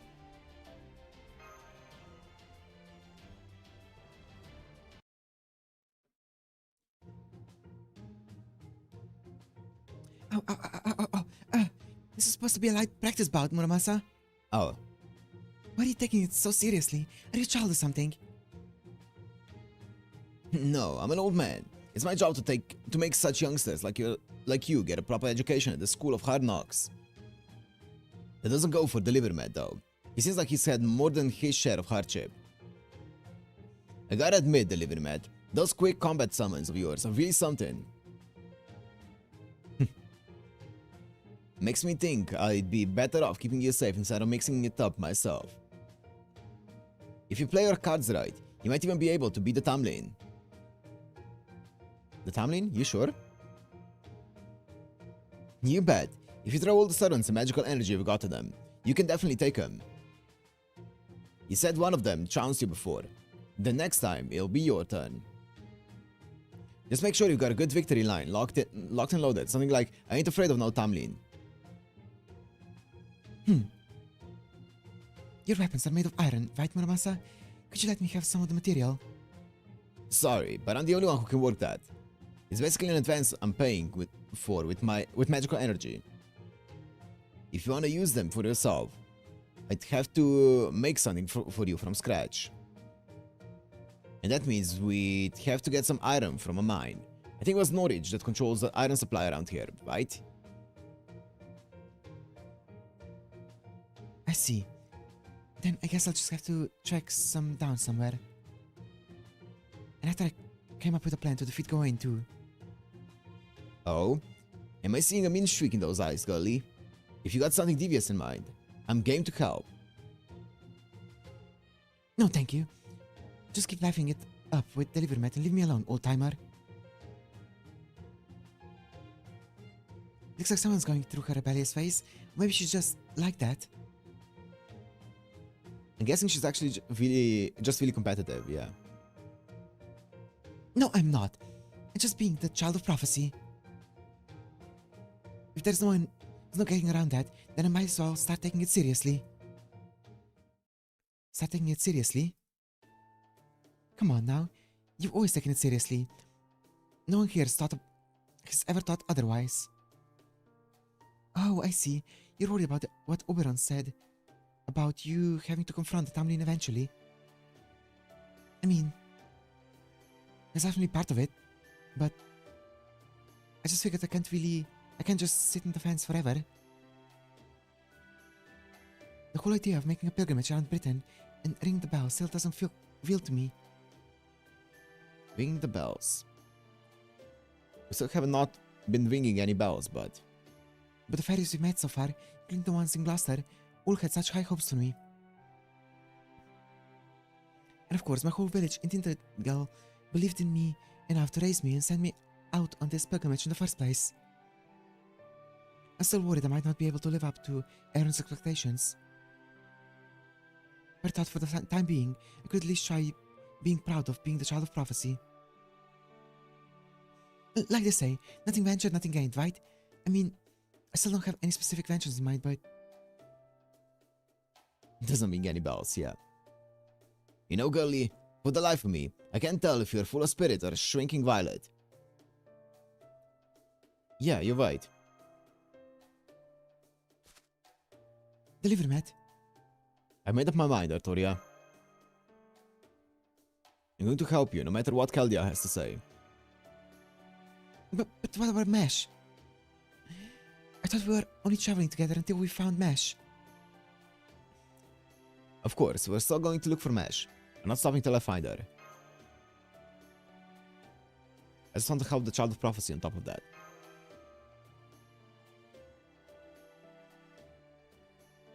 Good point, Delivermet.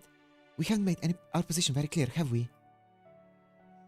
Finding Mesh is definitely our top priority, but it doesn't mean we can just leave Britain to fend for itself. So we want to keep traveling with you, not just so we can find Mesh, but so that we can help Britain too. Not that we made friends here.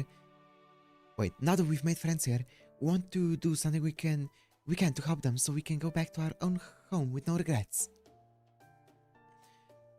Does that about sum it up, Delivermet?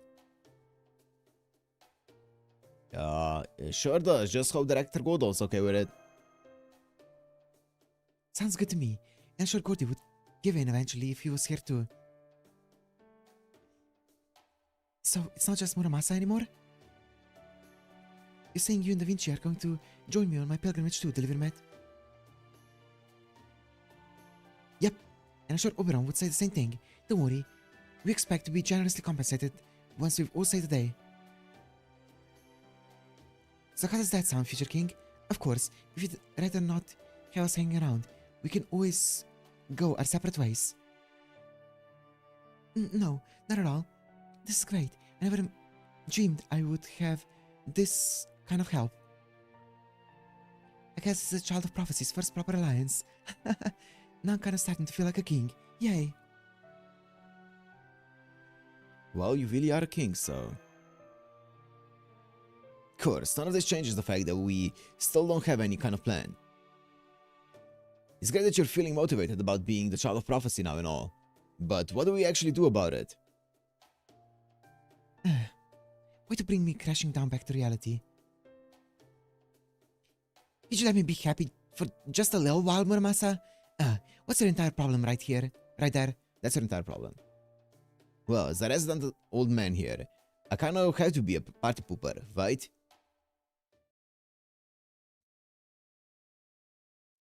I heard the whole thing, and I think I have an idea. It's Oberon. What a surprise!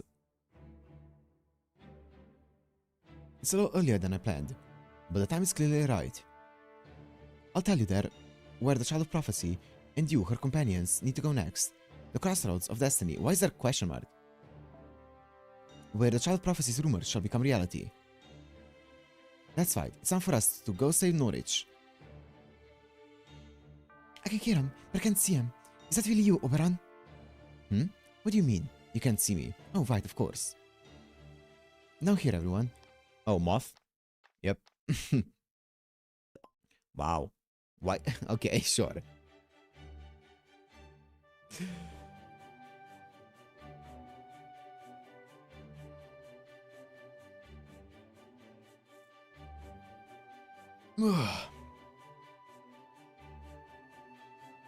It's like the April Fool's sprites.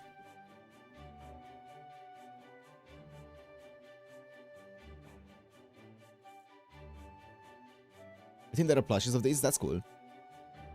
Phew. Flying long distances sure takes a lot out of you, but there's no substitute for seeing things for yourself. Oh right, you guys haven't seen me like this before, have you? And the stylish little speedster who races around Britain on a Sphinx moth at max speed. That's right, I'm Ryder Oberon, sometimes known as Robin Goodfellow, and the pint-sized fairy king. How did you get so small? Don't worry about... Oh, that's it?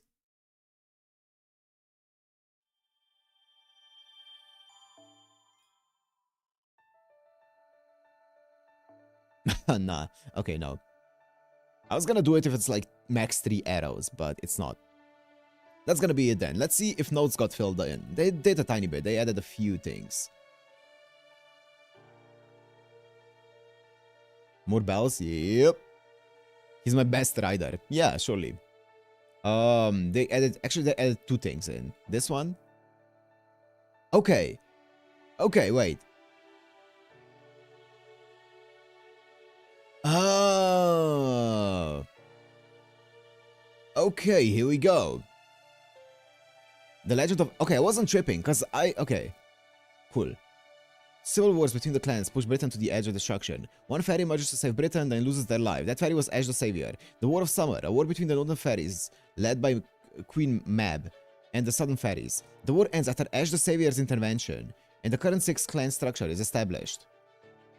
So Ash the Savior shows up twice here. Okay, interesting. Even though she supposedly died here. Don't worry about it. Okay, and then this one is a new one. Ansel, wait. 2001. Chief of the Mirror Clan makes a prophecy. Okay, yeah, 16 years ago. Wait, what? 18 years ago. Is that because NA? I'm guessing it's because NA. It's supposed to be 16 years ago, no? Maybe not. Her death was greatly exaggerated. Somehow, Ash the Savior returned.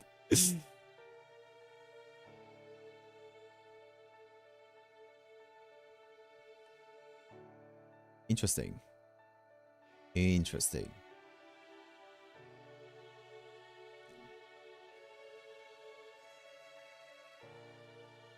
Every date got 2 added to it? Okay. Okay, I see. So he made a prophecy here. And then probably like 2003, she would have been born. Altoria would have been born. Okay, so he made the prophecy like about 2 years. Okay, makes sense.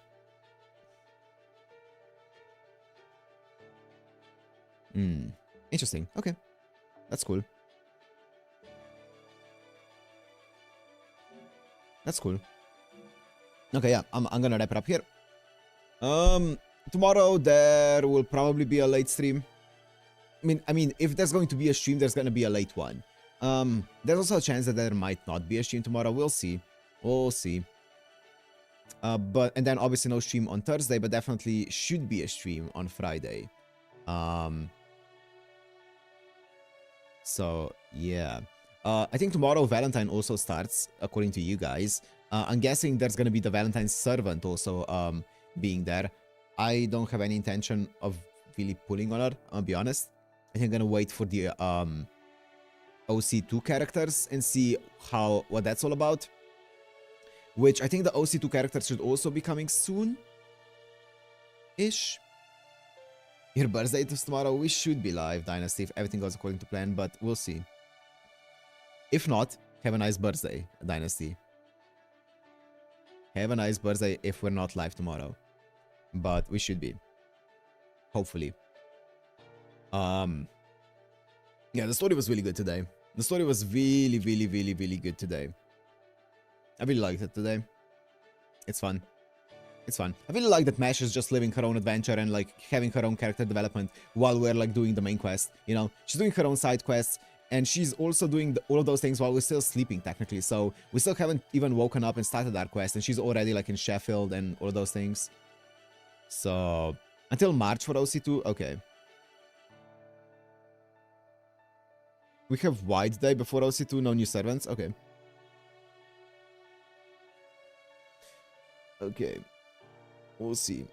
Okay, I think we're doing decent progress as well. These sections have none of these sections have been too long so far, right? There's never been a section that felt like it's gonna be an entire stream for one section so far. Especially today's sections, they were pretty short. We started on section 4 and we got through most of like 2/3 of section 4 and then full section 5 and section 6. So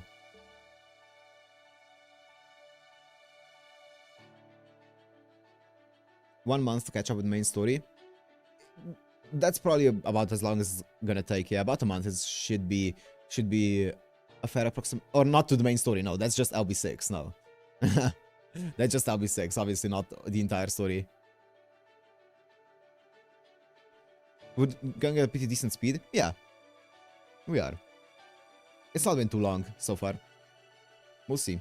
There are some boss battles coming up in section 8, I believe. I think it's 8.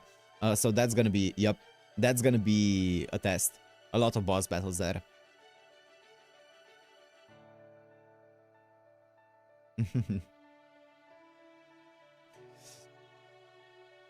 Part 1 in 2 streams? Yeah, definitely. Part 1 should be definitely completed in 2 streams. I will say, there's not gonna be a stream on Sunday. Because I have other things. So there's a big question mark whether it's gonna be this week or early next week, but yeah, we'll see.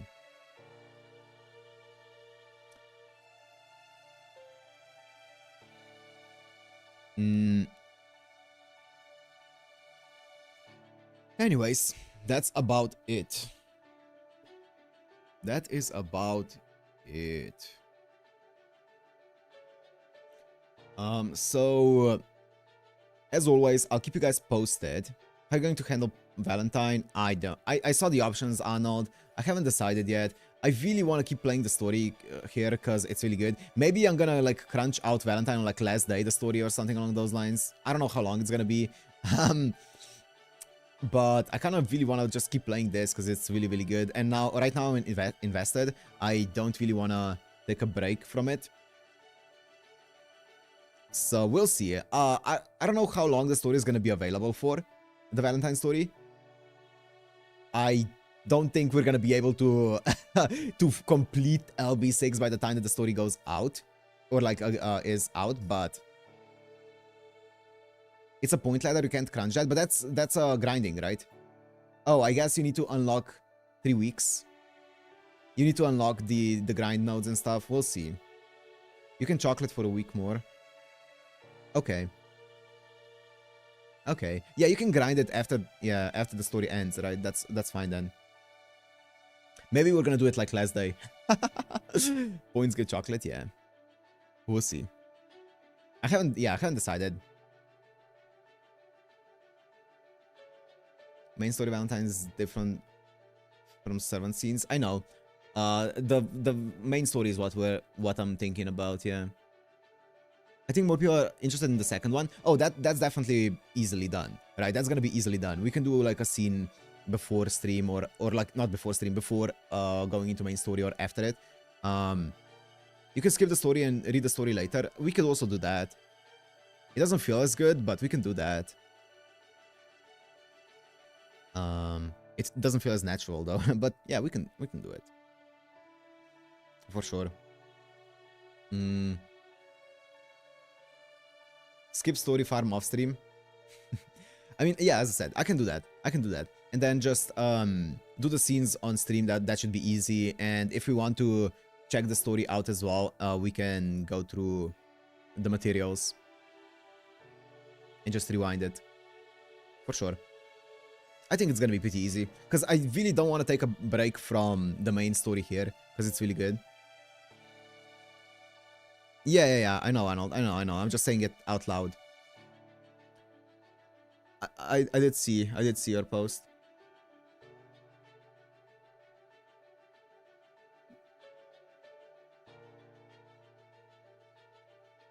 But yeah, anyways, we'll see. I'll keep you posted.